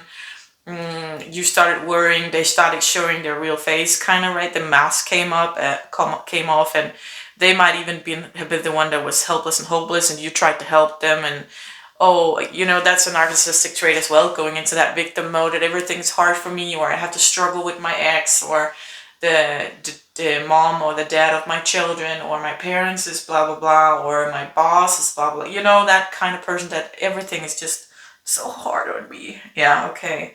So yeah, we have it tough sometimes. And I think that if you are an empath or a fixer, like you're someone who wants to help other people, that's how you get validation, right? And love and attention. Then you're attracted to these kind of people, and they're attracted to you. It's a match, right? And it feels like, wow, this is this is just something deeper. And especially if you get that twin flame, like, signs or feelings or synchronicities and stuff like that, you're gonna be hooked, right? So yeah, let's start off. If this sounds familiar, if this makes sense to you, this is your reading. Let's see. Let's put this here. So we got some cards on how this relationship affected you. So the first cards is about how this person or this relationship triggered you. Let's turn them up like that. Queen of Pentacles, 4 of Cups, Queen of Pentacles, 4 of Cups, 3 of Pentacles, jealous, crown chakra. That's just mean. That's the spiritual connection, right?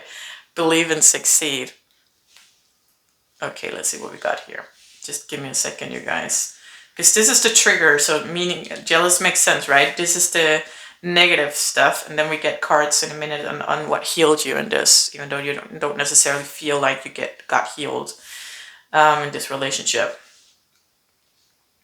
I feel with the crown chakra that if you felt like this was a spiritual connection, right, and you even had tarot readers tell you, oh yeah, it's a twin flame or it's a soulmate, or you get those number synchronicities and angels and guides and the song popping up and there are so many signs, there's so many things confirming you, yes, this is a spiritual connection, right? That triggers you. Well, now at least, maybe not at the point in your relationship, but now at least, because now you're like, no, it wasn't. That was never spiritual. That was fake. That was the other person molding themselves and being what they thought I wanted them to be. And I was so in love with that person that they created, and they were in love with, I don't know, what part of me. And now I'm sitting here wondering, what the fuck was this, right? Who is even this person, right? So you get triggered every time you hear something about that this is a spiritual connection. You're like, hell no. Just getting a sip of water here. Yeah, Four of Cups. This makes so much sense as well. If the other person was that kind of victim mentality, you get triggered by you trying to offer them solutions and they're not taking it, right? They're just sitting there, like, because if you fix their problem, they can't stay in the victim mentality anymore. They can't be victims because then there's nothing to be a victim about because you fixed it. So that's their survival mechanism of how to get love and attention, right? And affection, like, oh, it's so hard on me. Like, that's what they learned growing up. You get triggered on this. Three of Pentacles is about working together, actually. But I felt like in this relationship, there was no working together. That's where you get triggered here. Like, they, again, just rolling on that victim mentality, right? They're just sitting on their hands, not doing anything. You're offering a solution. Let's do this. This is how we can, or like if there's a, like you're fighting or there's something, discussion or anything, like you're offering solutions, and they're just like, no, oh, I can't, right? No, it's just because I don't have the energy or whatever, like you're tired of it, right? They have so many excuses, and it's like you couldn't really see it when you were in it because you were so busy in the fixing energy, right? Queen of Pentacles, I like this because we had, let's see here, King of Pentacles. You thought they were the King of Pentacles to your Queen of Pentacles, or the other way around, right? So you were, let's say you were the King of Pentacles, it doesn't matter if you're female or male, just this is a pair. And so you thought, because they were acting like the Queen of Pentacles, they were acting like, oh yeah, you're in here fixing stuff. That's such a masculine thing to take action, right, and fix stuff. And they're like, oh my God, you're my hero, you're the best. And they in the beginning, they let you fix, right? So you felt like, oh yeah, that's so nice. Like, we're a pair and I can fix stuff and I can take care of her or him or whatever it is, right? And they're like, oh my God, you're fantastic. Because you are all I ever looked for, because everybody's so mean to me and this problem and now you fixed it and it's, oh my God, you're fantastic. And then you realize that they stopped taking your offer. It's just bullshit. It's just that. And I think that's why it fell apart quite quickly. I feel that it's not necessarily true, but in the energy, it is that they couldn't keep up that mask, is what I feel. And so, because they were so heavy-handed in the beginning with the mask, right? Really getting in there, really being that Queen of Pentacles and everything, like such a good match for you. And you were like, oh my God, this is just like, this is what I've been looking for. Yep, this is it. I'm so in love. And then, that takes energy for them to transform themselves like that. And so they kind of starts to slip up, and then they start to like not care anymore. And especially if you fall from the pedestal they put you on, right? Then they stop caring completely and discard you. And there's so much information about narcissism. Again, not saying they're a narcissist, but just to simplify the reading. So jealous kind of says itself. Like, you get triggered. They try to make you jealous. To not necessarily that you did get jealous, but it triggered you that they try to make you jealous, right? flirting with other people or talking about an ex that is just so fantastic, and or this guy or this girl at work is just like they would totally get with me, but I'm like, oh my god, no, I'm with this person, right? But wow, what a compliment. And then coming back home and telling you it's not even true. Stuff like that. Believe it, succeed. This is the same as this spiritual shit. Like, oh man, I this triggers me sometimes. Really, that thing. Like, I've been with some of the issues I've had in my life. I was sick with chronic pain for 8 years before I found the solution, and even then, it was a struggle for years still, because there was such a long healing period, right? But people were like, "Oh no, you just have to believe it. You just have to think positive. You have to go out and get some fresh air." And meanwhile, everything was getting worse and worse, and I tried everything and everything. Every time I tried something new, I thought this was the solution. It wasn't. So it chipped away more and more of me, right? So that's horrible. That's just not supported. So I feel like you get triggered. This isn't necessarily the other person, but people from the outside saying, oh no, you just have to give them time, or you just have to, no, that's just them. Like, they're rationalizing what's going on, and you're like, no, this person lost their mask. They can't keep it on, and I'm fucking done. Okay? Okay. Yeah, let's see what heals you in this then. If there's healing here. We got here. What healed you in this relationship? Chariot, forward moving. Saying your truth is what I'm feeling here. Being positive and negative, that it's like you just couldn't stop yourself. I like that. Wow, Ace of Swords. This is Swords also representing truth. New beginnings for aces. This is, for me, just like cutting through the bullshit, actually. Yeah. Five of Swords is about an unhonest victory. So someone cheated to get a victory, right? But I feel actually in this card, because it's in the healing position, this is you. Like, this is your ex and this is you. And you're stuck in this gray, right? And then this part of you kind of just rises up. So this is you and this is you. So this part was stuck. And then this part rises up with all the colors, taking all the resources that you got here, all the color representing, like, we got root chakra, we got sacral chakra, solar plexus, heart, and throat chakra, right? These are all the chakras that got activated for you during this relationship. So this person wasn't healing you, but the relationship sure as hell was, because you were in this gray matter with this person, and something in you just rose up and said, fuck this shit, I'm getting wings, I'm getting colors, I'm taking all this and I'm leaving. Yeah. Okay, the Tower. Yeah, that's when everything kind of started to fall apart. Stop it. I'm a girl. We got the Wheel of Fortune. Forward moving energy. We've got loyal and we've got longing. Just a second here. My perfectionism. There we go. So something healed you. I feel, oh, this is excellent, you guys. You learn to become loyal to yourself. You learn that it's okay to long, that you rather long for someone than being in the wrong relationship. And this here, the Tower moment, is you being broken down so you can rebuild again. And this, with the new beginning, is cutting away all the bullshit.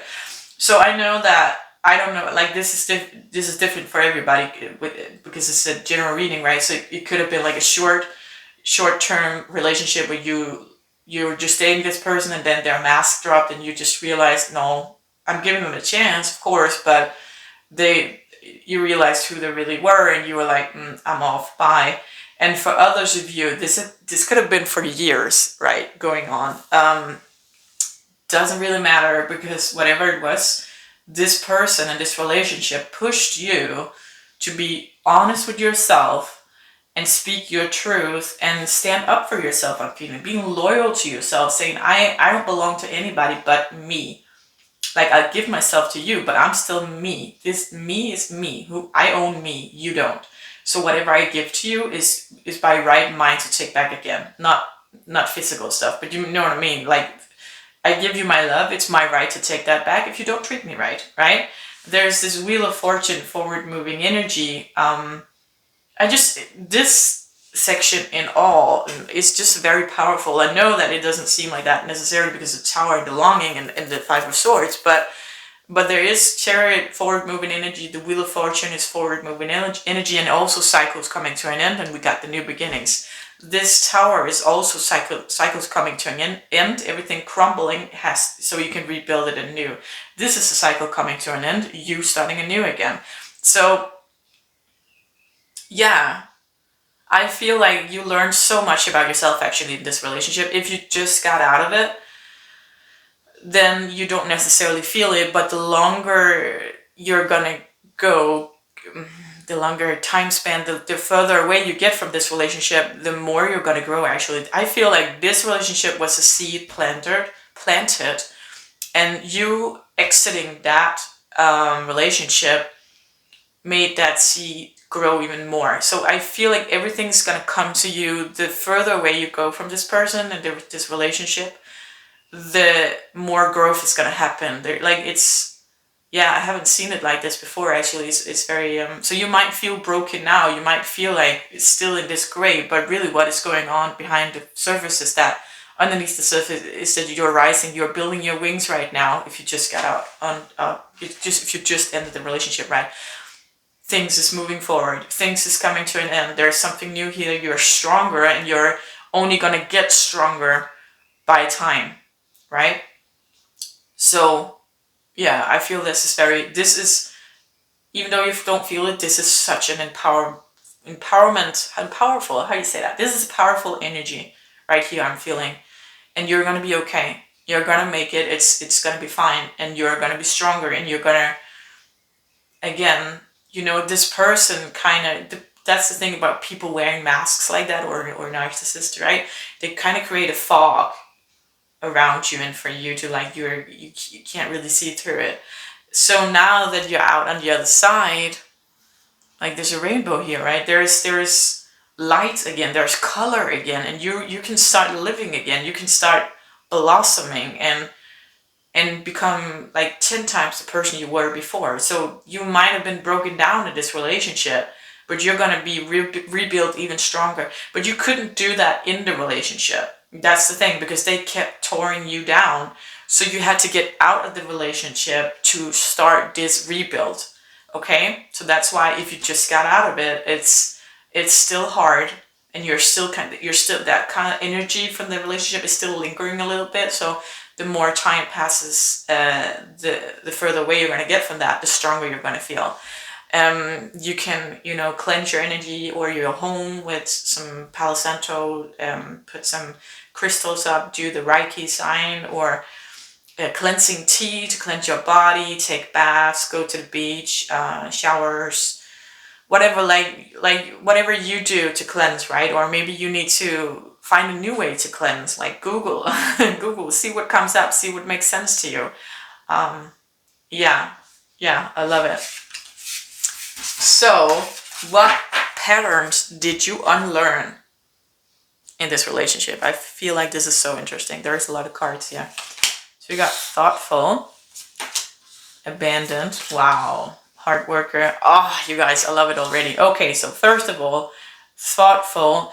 I think you unlearned in this relationship to think too much about it. Like, just go with your gut. I think the thing here is you gave this person so many chances, and you wanted to give them the benefits of the doubt, and that kind of spiraled you into thinking, what were you doing wrong, right? Why did this person withdrawing for you, or getting triggered by you, or reacting like that, or whatever? Like, you turned it inwards. And I feel like now that you're on the other side, you're realizing, I shouldn't have given that much thought to it. I should just have followed my instinct. No, this is not right. There's something deceitful here. There's something that isn't lining up with the reality, right? Whatever they're showing me, it's not what they're saying. It's not the same as they're doing. Like, there's something here, and you learn now in this relationship, I don't want to be thinking about it. If it doesn't make sense, make it make sense. And if you can't make it make sense, then I'm out of here, because this is toxic shit, and I'm not in for it. Okay. your abandonment wound, you actually healed a lot of that. That sounds crazy in this kind of relationship, but you healed a lot of that because you stopped abandoning yourself. You did a lot of self-abandonment. Perhaps this is different for all of you, but if you were in this relationship in a long time, you probably would have done a lot of self-abandonment, abandoning yourself to try and accommodate this person. And again, that turning things within and seeing, like, where am I doing wrong, right? When in reality, you weren't doing anything wrong. But this realizing that, no, I'm leaving this is toxic, it's not for me, there's something wrong here. That is you not abandoning you. That is you picking up your inner child and saying, let's go, girl. We don't belong here. We don't need this. And again, but before, the further you come from this relationship, and the more you're going to realize, I'm going to choose me from now on. So sometimes we need to get out into that opposite, right? So I've been abandoning myself so much that I realize I don't want this, to a capacity where you swing to the total opposite side of the pendulum swing, right? You're so abandon myself, fuck this, I can't do it, I'm going over here. And you might be in the upcoming periods, you might be kind of dismissive actually to new relationships because you were so burned that you're like, nope. Any little thing that tastes like, smells like, feels like abandoning myself for another person, I'm not going into that. And that's okay. That's part of your healing period. And if someone calls you a cold bitch or whatever for that, that's on them. That's fine. That's just them not understanding that. They can always ask, why are you like that? What's going on? And then you can choose if you want to open up about it or not. But you're going into a period now, or you're already there, depending on how long ago this relationship was, where you're not abandoning yourself. You're loyal to you and who you are, and you give what you give, and you have the right to take it back. Like, if people don't appreciate you and they don't value you, then you're out of there. That's what you learned in this relationship. You learned no hard work. I'm not being the hard worker if there's not a flow here. Of course, every relationship has obstacles and there's something to, have to work out. But I feel like this relationship taught you to be so sensitive to bullshit. Like, everything that sounds like an excuse, you're like, no, that's too hard. That's hard work. That's not flow. That's not you meeting me in the middle. That's not us working things out. That's me fixing. And I'm done with that. That's not me, okay? So that's a lesson you learned. That's great. Wow, again, like, if you just came out of this is something that's going to grow over time. 8 of Pentacles. That's the card for work. Wow, so double up on that. Like, I'm only doing this work if you're putting in work as well. From now on, I'm going to be working on me, right? Going into the itty-bitty gritty details and making this clock work. Yeah. Knight of Swords. Oh, this is a rune. I have to Google it. Just a second. Oh, damn it, guys, I can't find it. So, yeah, I know this has a meaning in it, but it's in the guidebook, and the guidebook is not somewhere. I tried to Google it, but I only get rune alphabets. But if you know this rune, you're very welcome to write the name of it in the comments below. Some other people can Google and see if that makes sense to them. So, Knight of Swords, King of Cups, Knight of Swords. Wow, confirmation and confirmation. This is just crazy. 2 Knights of Swords. So the lesson learned. I feel like the lesson you learned in this relationship is you got more fierce about protecting your energy with this here and your emotions. Like, King of Cups is emotions, balancing that inner emotions. And I feel like you learned, you know what, there is room for me. And if there's not room for me here, then I don't want to be here. Because I know I'm worth it. I know I'm worth it. So you not appreciating it is me leaving, right? Me cutting up this contract. There's a paper here flying everywhere. Me, like, he's sitting here protecting the cave, right? Saying you can't come in. Like, you've become so fierce of protecting your own energy and your emotions. And like I said, you might become dismissive. That's an attachment style. If you don't know about that, Google attachment theories. But being dismissive in this forthcoming time period, that's fine. That's totally fine. Accept it. Roll with it. Like, this is you protecting yourself. It's okay. And when you are ready, you will become more secure and mellow out again. So right now, it's about you doing you, right? It's about you working on you and just doing things for you, right? You might want to dive into self-development and really like what's going on with my inner child and my attachment styles and my love language, whatever, all those kind of things. You want to learn stuff about yourself. Or maybe you're just like, I want to live my life just for me. I want to go travel, or I want to apply for my the job I always wanted, but I never had the courage to apply, or I want to go to college, whatever, right? There's something here. There's this kind of energy saying, fuck this shit. I've been pouring my energy into this person and this miserable situation and relationship, whatever it was, that I'm not really sure of anymore because this person dropped their mask and I don't know who they are. I can't, like, I'm just going to do me, right? I'm just going to do me and I'm going to do it hard. Rock on, right? That. So yeah, I think those are great lessons. There's so much power in this reading. That's crazy, you guys. Okay, last cards are what to know moving forward. Faithful. Keep the faith. Yeah. Beauty. Seductive. I love it. This is my deck. I chose the Nun for seductive because I really like that imagery of being pure, right? Again, with the faithful praying, but being the girl next door and saying, oh no, chastity and stuff like that. And then she's like, oh, but like she's sipping up, but you can come inside, right? I really love that kind of, I feel that's such a seductive energy to underplay it, right? That's, to me, it's just so sexy for women, at least. Yeah. But it's different for everyone, what's sexy. So I feel like there's something going into maybe your sensual or sexual energy. There's something about finding the beauty in yourself, in life, in other people, in the world in general, right? And just being faithful that there might be something here about maybe you're discovering a faith. Maybe you're discovering spirituality. Maybe that's why you're here watching this channel, this video. Maybe there's something about having faith in yourself, right? Saying like, I never had faith in myself. I'm going to start from now. Yeah, that's when I'm going to build the faith in myself. And I'm going to see the beauty in myself. Judgment. Star. I love it. She's dancing. Dancing like a star. They got 2 of Swords. 7 of Wands. And the Hierophant. Again, I'm going to put this over here with the Faithful, actually, because Hierophant, to me, is that connection from, it's like the priest, right? It's the middle guy.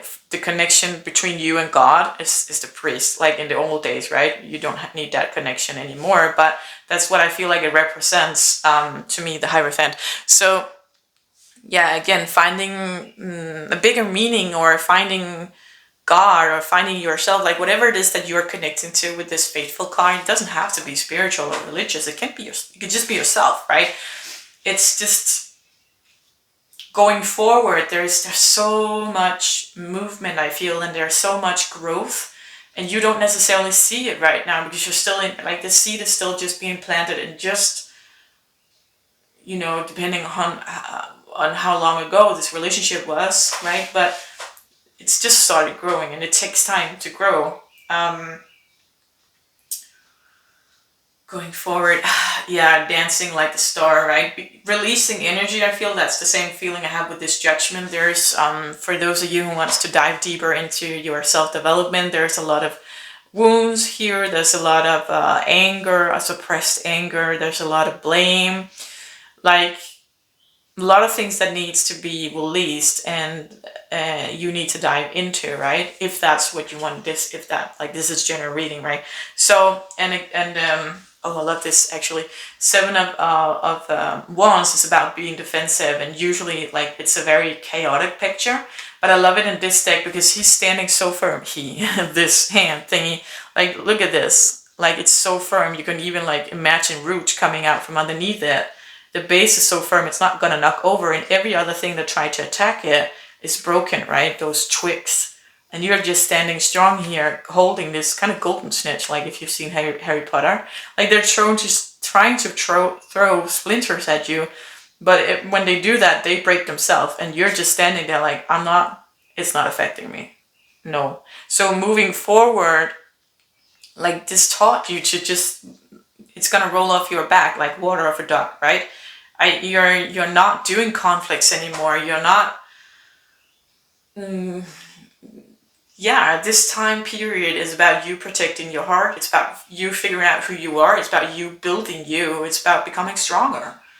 It's about dancing in the rain and not giving a fuck, right? Like people can throw whatever they want at you. You don't care anymore. Like this person, I feel like this situation kind of shut something down in you, but not in a bad way. Of course, be mindful that you don't turn into a narcissist yourself or get too many narcissistic traits. But it's okay to have that period in your life where you're like, I'm not dating.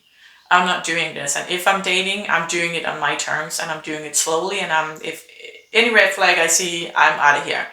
That's fine. That's fine. That's where you are at. That's where you're at. That's fine. So you do you. I really feel like that's this period in your life is you doing you. You finding yourself. You becoming even stronger. You watering that seed that you planted by walking away from this relationship. And watch that seed grow. And sure, there's going to be ups and downs like everything in life. But I feel like the general feeling of this all through this reading here for this pile has been you being stronger, getting stronger and stronger by the day. Yeah, so you're doing great, okay? You can do this, no matter how far along you are in this. This is what's there for you. Nurturing that seed that you planted. Yes. So pile number three, that's what I got for you. If it resonates, please give a thumbs up to the video so we can get out to more people who need to see this. Until next time, take care. Bye. Pile number 4, you chose this red heart that to me symbolizes romantic love, like deep romantic love actually. And I feel like there's, for some of you, some confusion, and some of you, some sorrow. That's the kind of energy I get with this pile when I was shuffling. So let's see what's the lesson in this relationship. I'm gonna these cards is gonna explain the relationship first, so you can recognize if this is the relationship you're asking about. Maybe it's some other relationship that you need answering for. It doesn't have to be romantic just because the heart is red. That's just, yeah. So we got 9 of Wands, defensive. We got 3 of Pentacles, working together, watering, planting seeds, water, fertilizing. We have, let's do this one. 8 of Cups, walking away. There's a lot of cards here actually. 2 of Wands, yeah, I had to make a decision. That's kind of similar to pile number 1, so if you're drawn to that, there might have been something there. Ace of Wands, new beginnings. 7 of Swords. 7 of Swords. 7 of Swords. This is deceitful energy, actually. Let's see what else we got. Heartache and loss. Yeah, that's kind of the energy I felt, like heartache and loss and kind of confusion as well for some of you. And I can see that, like, there's this building things together, but at the same time there's this defensive energy, and so kind of with the 2 of Wands going between 2 worlds, right? Universe, recognition and reward. We got 2 more cards. Judgment and the Chariot. Yeah, this way or this way. That makes so much sense, you guys. It's this confusion here. I'm feeling like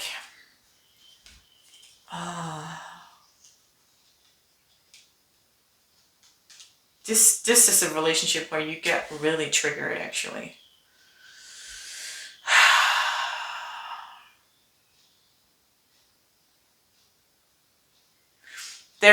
For some of you, I had to throw that in there. That's, of course, not every one of you, but this might have been a relationship where your spouse died. Just saying.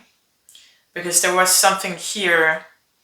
The energy I'm feeling is there's recognition and reward, universe finding that partner that you finally work together with, and then they just leave you and you become this person, right?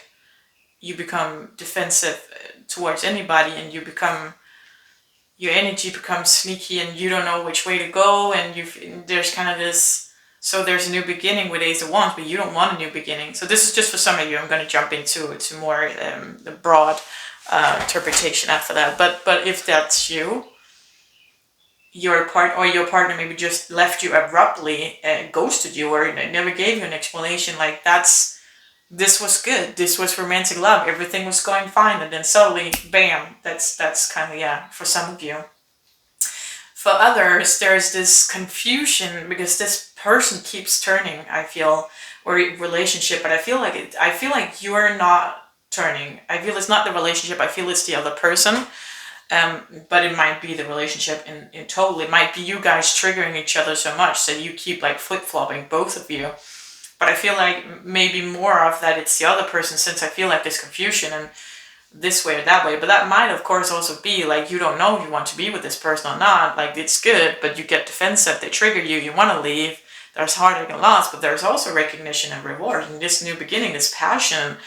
Chariot is also forward-moving energy, but then we got Seven of Swords, which is Seven of Snort, which is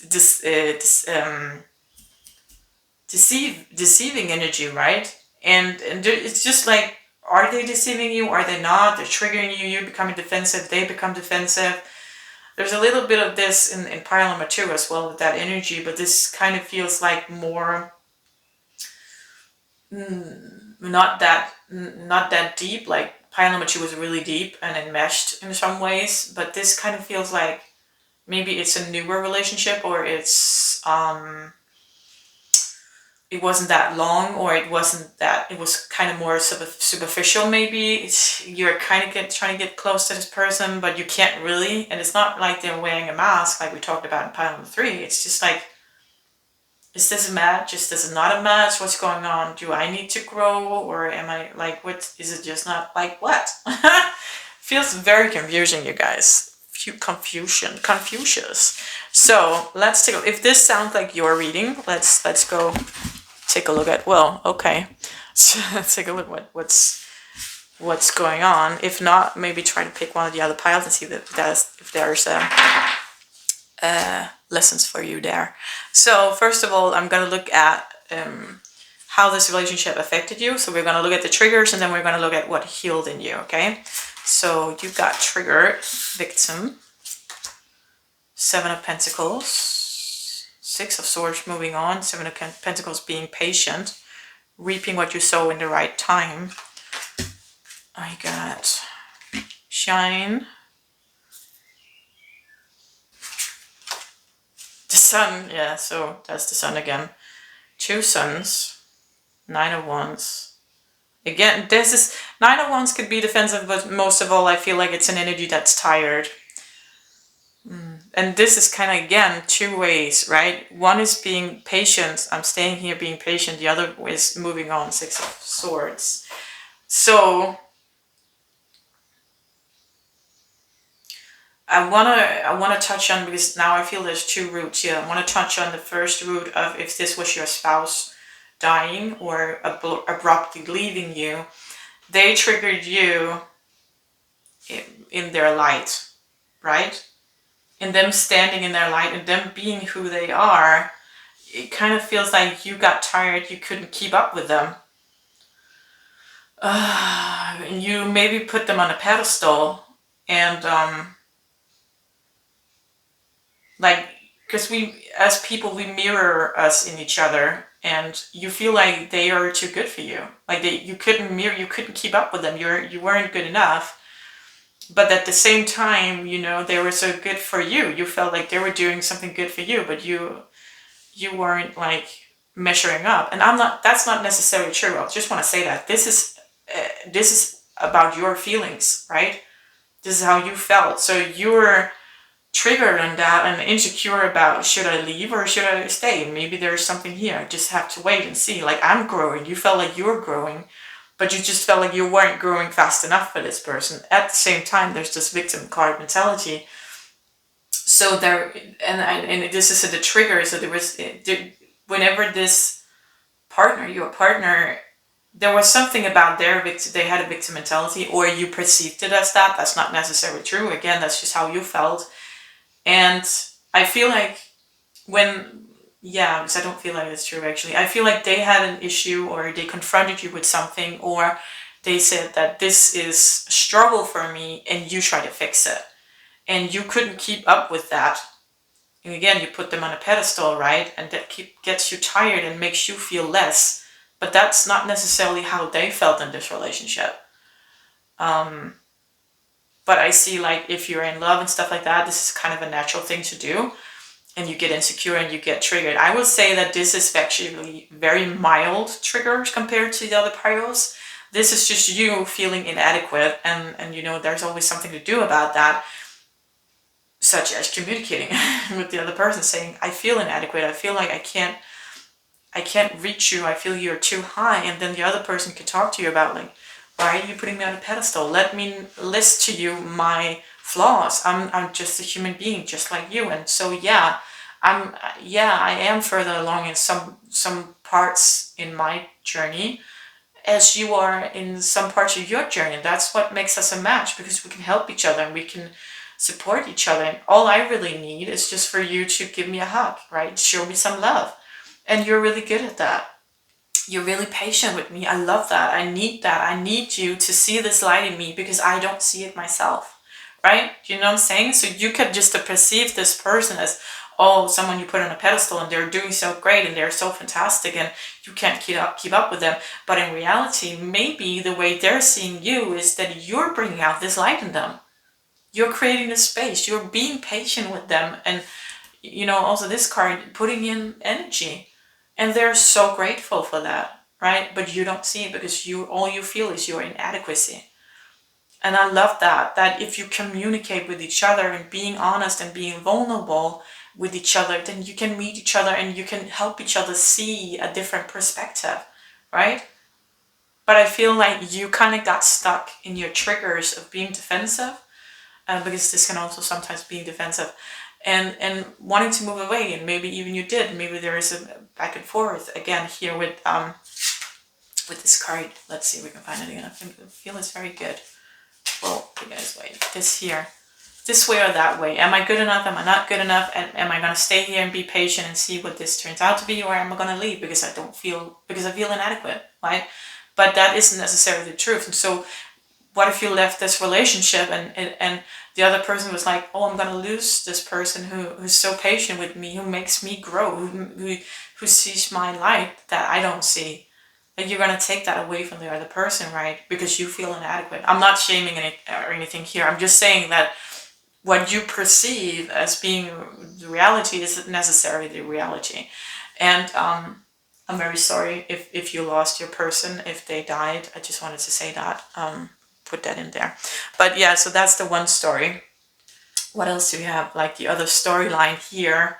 I just have to get out the reverse storyline. Just a second.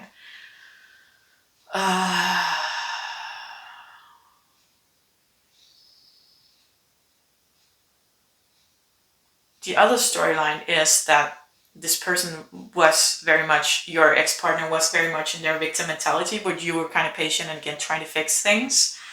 But also in a way that you're contemplating leaving a lot of times because you are so tired and fed up with spending all your energy on them. And kind of being triggered by they getting replenished and they getting all that, like they're shining and they're getting a glow up and they're, you're feeding them all this energy and they're not feeding anything in return. And you get tired, right? That triggers you. It triggers that you have to, like we have two suns, right? You're putting in a lot of energy here and you're not really getting anything in return. Whatever you're getting in return is this person being in a victim mentality, like everything's wrong and I can't blah, blah, blah. And then you try to fix it and help them, not realizing that that's you putting in a lot of energy. Yeah, they asked for it, but it's your choice to do it. It's your choice to go into that fixer energy. It's a survival mechanism, but that's something you need to work on if that's the case for you here, right? So it triggers you in that way that it was a difficult relationship, that again, it was having a hard time keeping up, but in a different way than the first path, right? This is just you pouring into a high maintenance person when you yourself is a pretty low maintenance person, and a good match for you would be a low maintenance person, right? So you're with the wrong, it wasn't a match. You were putting in too much and not getting anything in return. That was the other path. Okay, let's see what healed you in this relationship.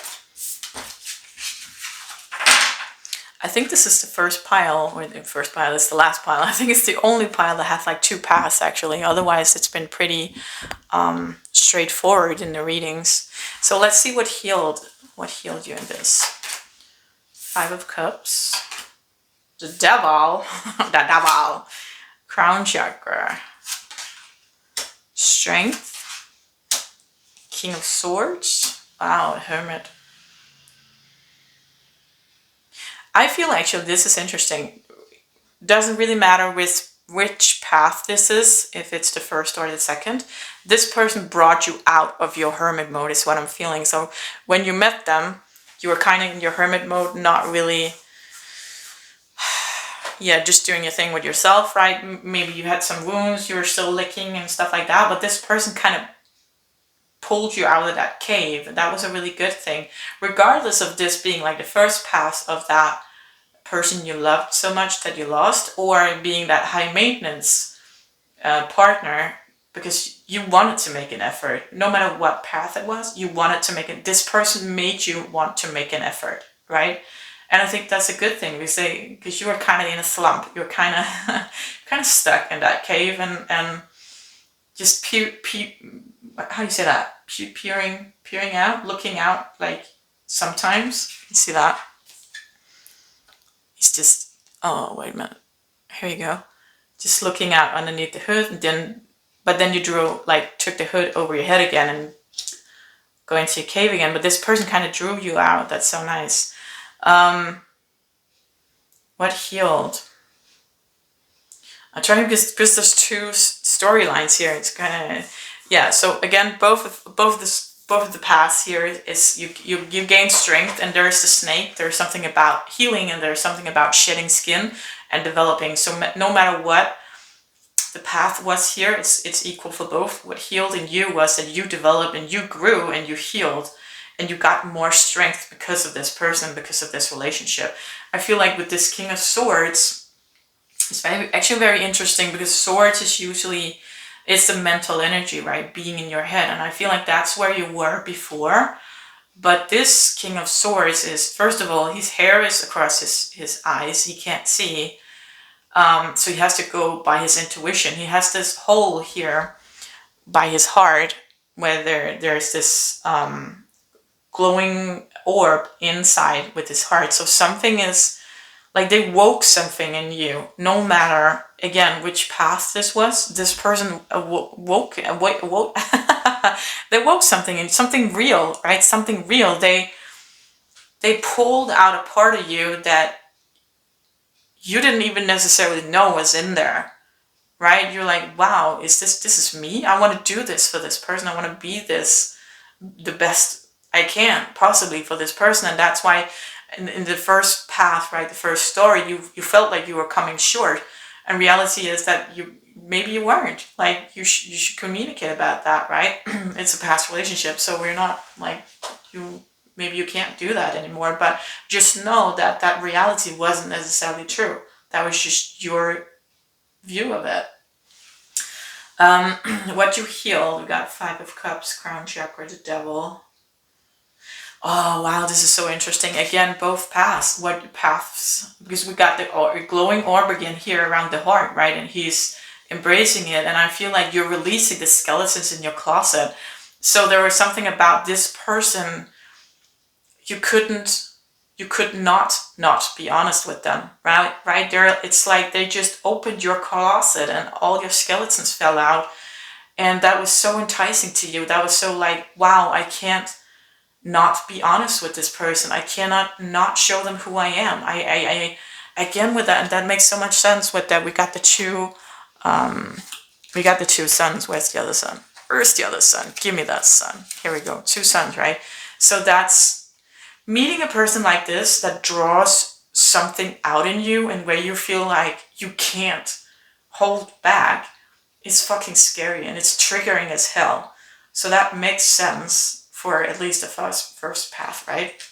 But there's something about you wanting to be the best version of yourself with this person, and they brought this out in you, and that's you sharing your skeletons in the closet. They're just falling out one by one and you can't help it, right? And that's so healing, you guys. It's so healing because this person just grabbed all your skeletons and said, oh, there, oh, that's fair. Oh, this happened to you. Or, wow, you did that. Okay, I get it, right?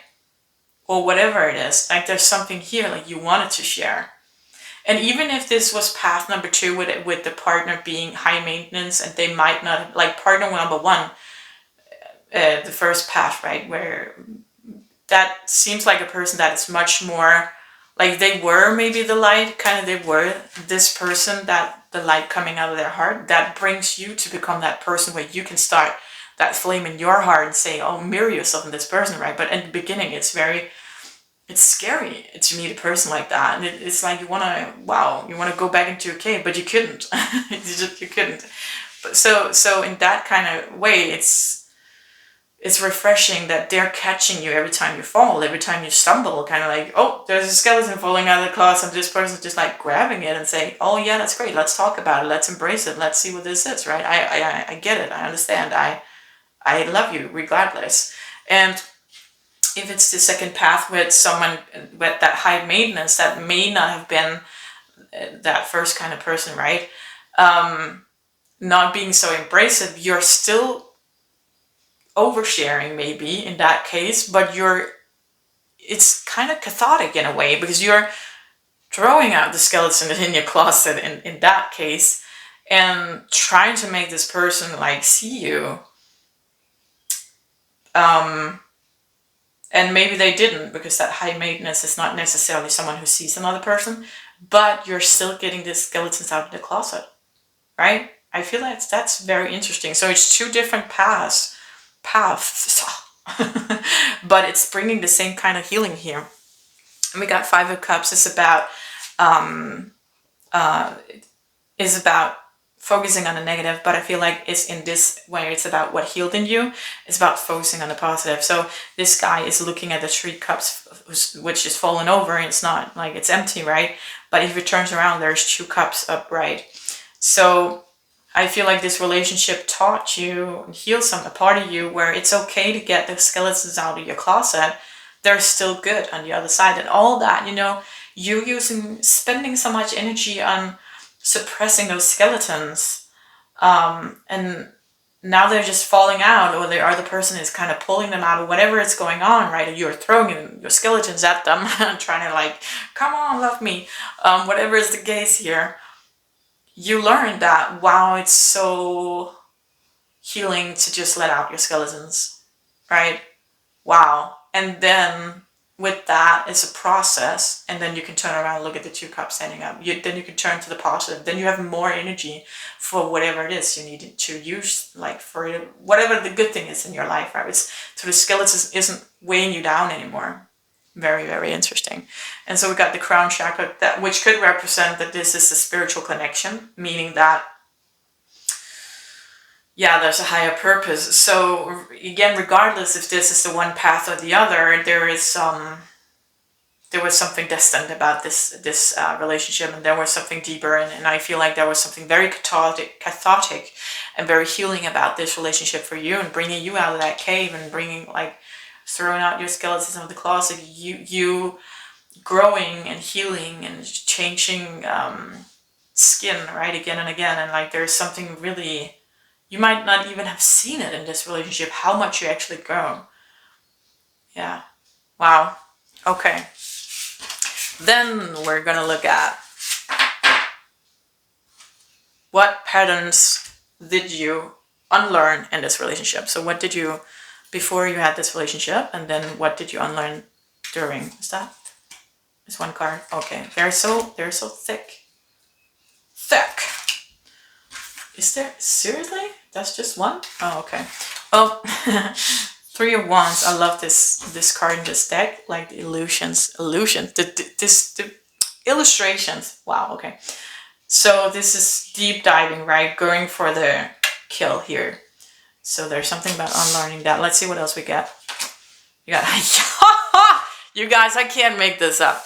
That's crazy. Hiding, yeah, coming out of the closet. Lonely, unlearning that as well.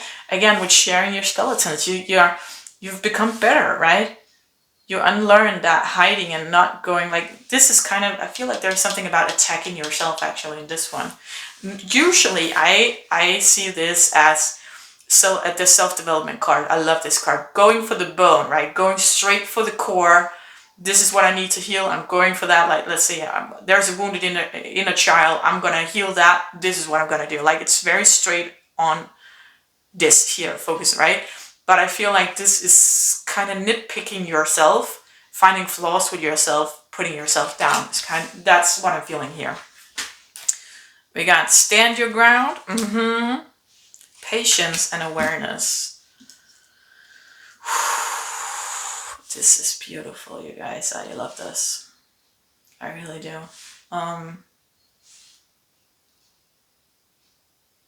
Wow, I don't have words. It's just, I feel it's very beautiful. Like, you came out of your shell in this relationship, right?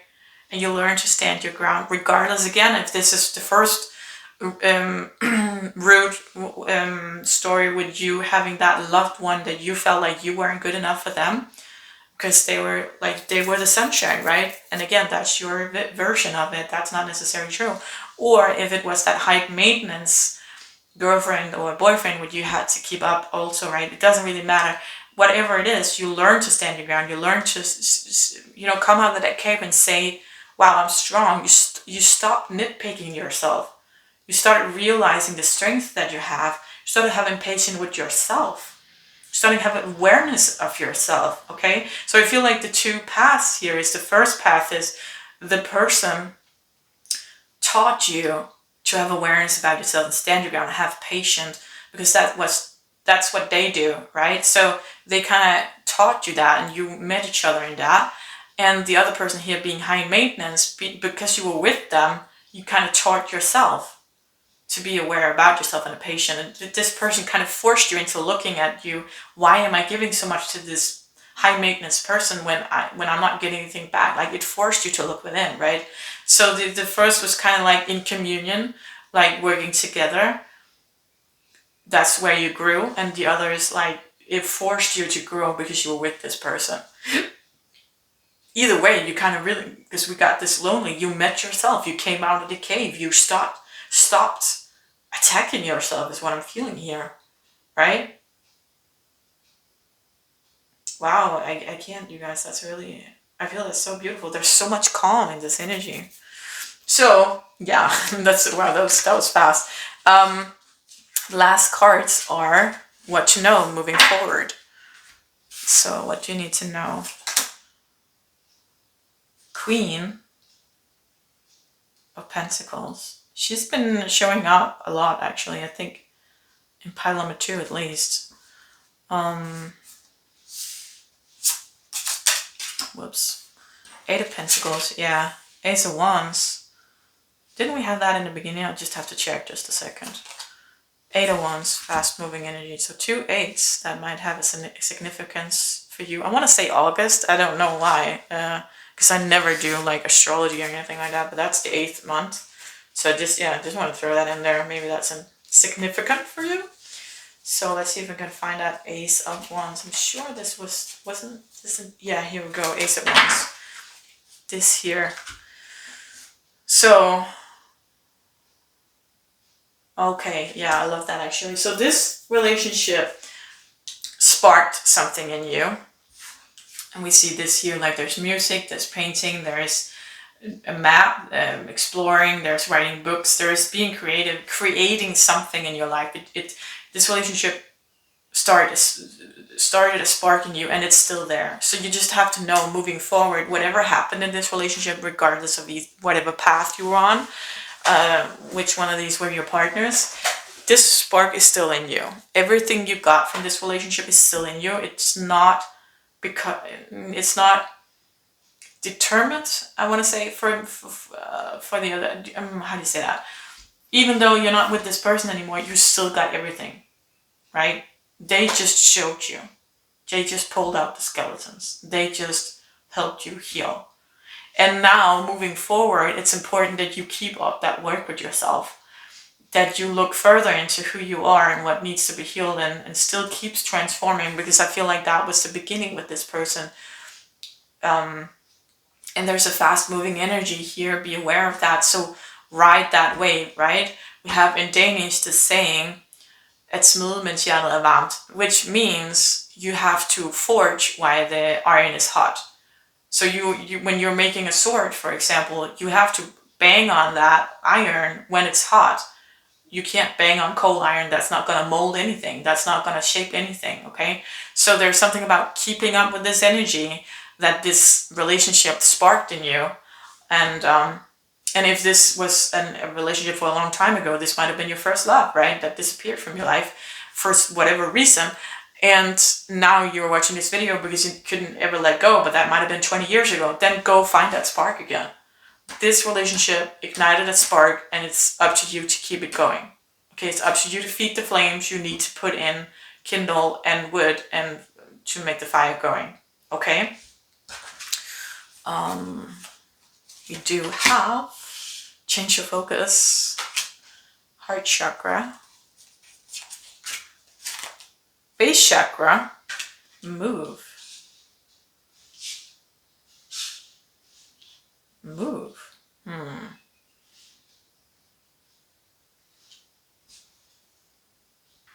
Oh yeah, move. It's a chariot.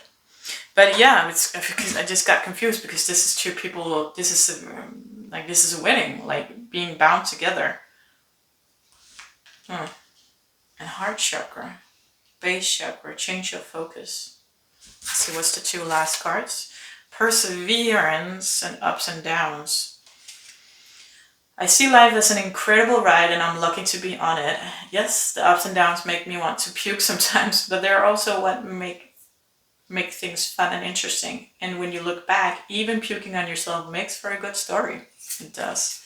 Perseverance. It seems you're on a massive journey right now. Yeah. And this card has arrived to remind you that you will reach the other side. The mountain that you're climbing is huge and formidable, but it's your ability to climb it. You don't need to enjoy it, you just need to tackle it. Complain if it makes the job easier, blow off steam. You think mountain climbers get to the top of Everest on inspirational quotes? No way. They're grunting and crying and cursing like freaking pirates. That just doesn't sell a lot of posters. Yeah. There's something here I'm missing, I feel like, because there's this Queen of Pentacles. Okay, so it kind of a third story is showing up. Maybe, like from the first path, you left this person because you felt like you weren't adequate, right? And now there's something about realizing that you are, and then coming back together, actually. Because that's what I see here. That Queen of Pentacles is that sun energy. And that spark being and heart chakra, and again with the marriage here. Change your focus from I'm not good enough to realizing, wow, I actually gave a lot to this person, right? So that's one path moving forward. Another path is if your spouse left you abruptly, you don't know why, or a partner, or they died, whatever kind of felt like gotten taken away.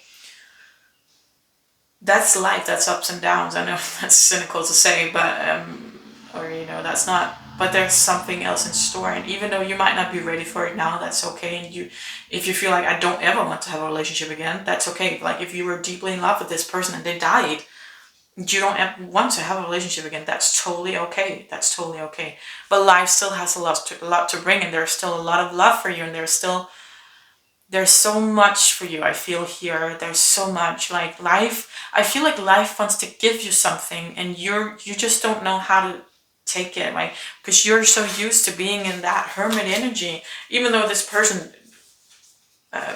drew you out of it, right? Because if they died, you're gonna want to go right back into this. Or if they left you abruptly and you don't know why, you want to you want to go back into that. That's your safe space, right? So that takes a lot of work to stay out of the hermit mode, because that's you going into your safe space, right? And you have to be brave and not do that. You have to embrace the world and let the world embrace you, is what I'm hearing. So it doesn't necessarily have to be love if you don't want that, but I do see there's love here. There's someone that do really, really love you, and that's a good match for you, and where you might, if it's a new person, you might feel kind of reluctant, I feel, to walk into this relationship. Or if it's the same person, you might still feel a little reluctant because it's hitting that triggering in you when you're not good enough, when you're inadequate. And if it's a new person, again, it's like you're kind of scared of the love, right? But you need to change that focus, and you need to embrace it, and you need to be brave, is what I'm hearing. You need to persevere, because it is a hard mountain to get past, but the life wants to embrace you. And I feel like it's saying, let me, right? Let me give you this hug and show you what life can be. And I feel if you are on that path with the ex being high maintenance, I feel that you're more likely to get into a relationship. I feel like there's less resistance, because you realize that it's not you, it's them, right? You gave a lot, and yeah, you stopped giving too much, and now you're more balanced, and you're ready to give an adequate amount to someone who gives an adequate amount back, 50-50. And you're ready for this Queen of Pentacles energy, that partner who's stable and grounded, and where you can take it slow and steady, right? Even though there's ups and downs still, because it's a very stable relationship, that's what you are matched to now, right? If you are from that other path with the ex being high maintenance. But I do feel from the first path, if that was you, there's still some reluctance, and there's still some, I feel like shivering, right? There's some being scared and feeling like want to go back to that hermit mode. So be strong, right? There's forward moving energy. It's persevere and do it. Take it nice and slow. It's going to be okay, regardless of you, if it's going back to this person or you moving forward with another person, just in life in general. Yeah. Okay, so pile number 4. If this resonated, please give the video a thumbs up so we get out to more people who needs to hear this. And until next time, take care. Bye.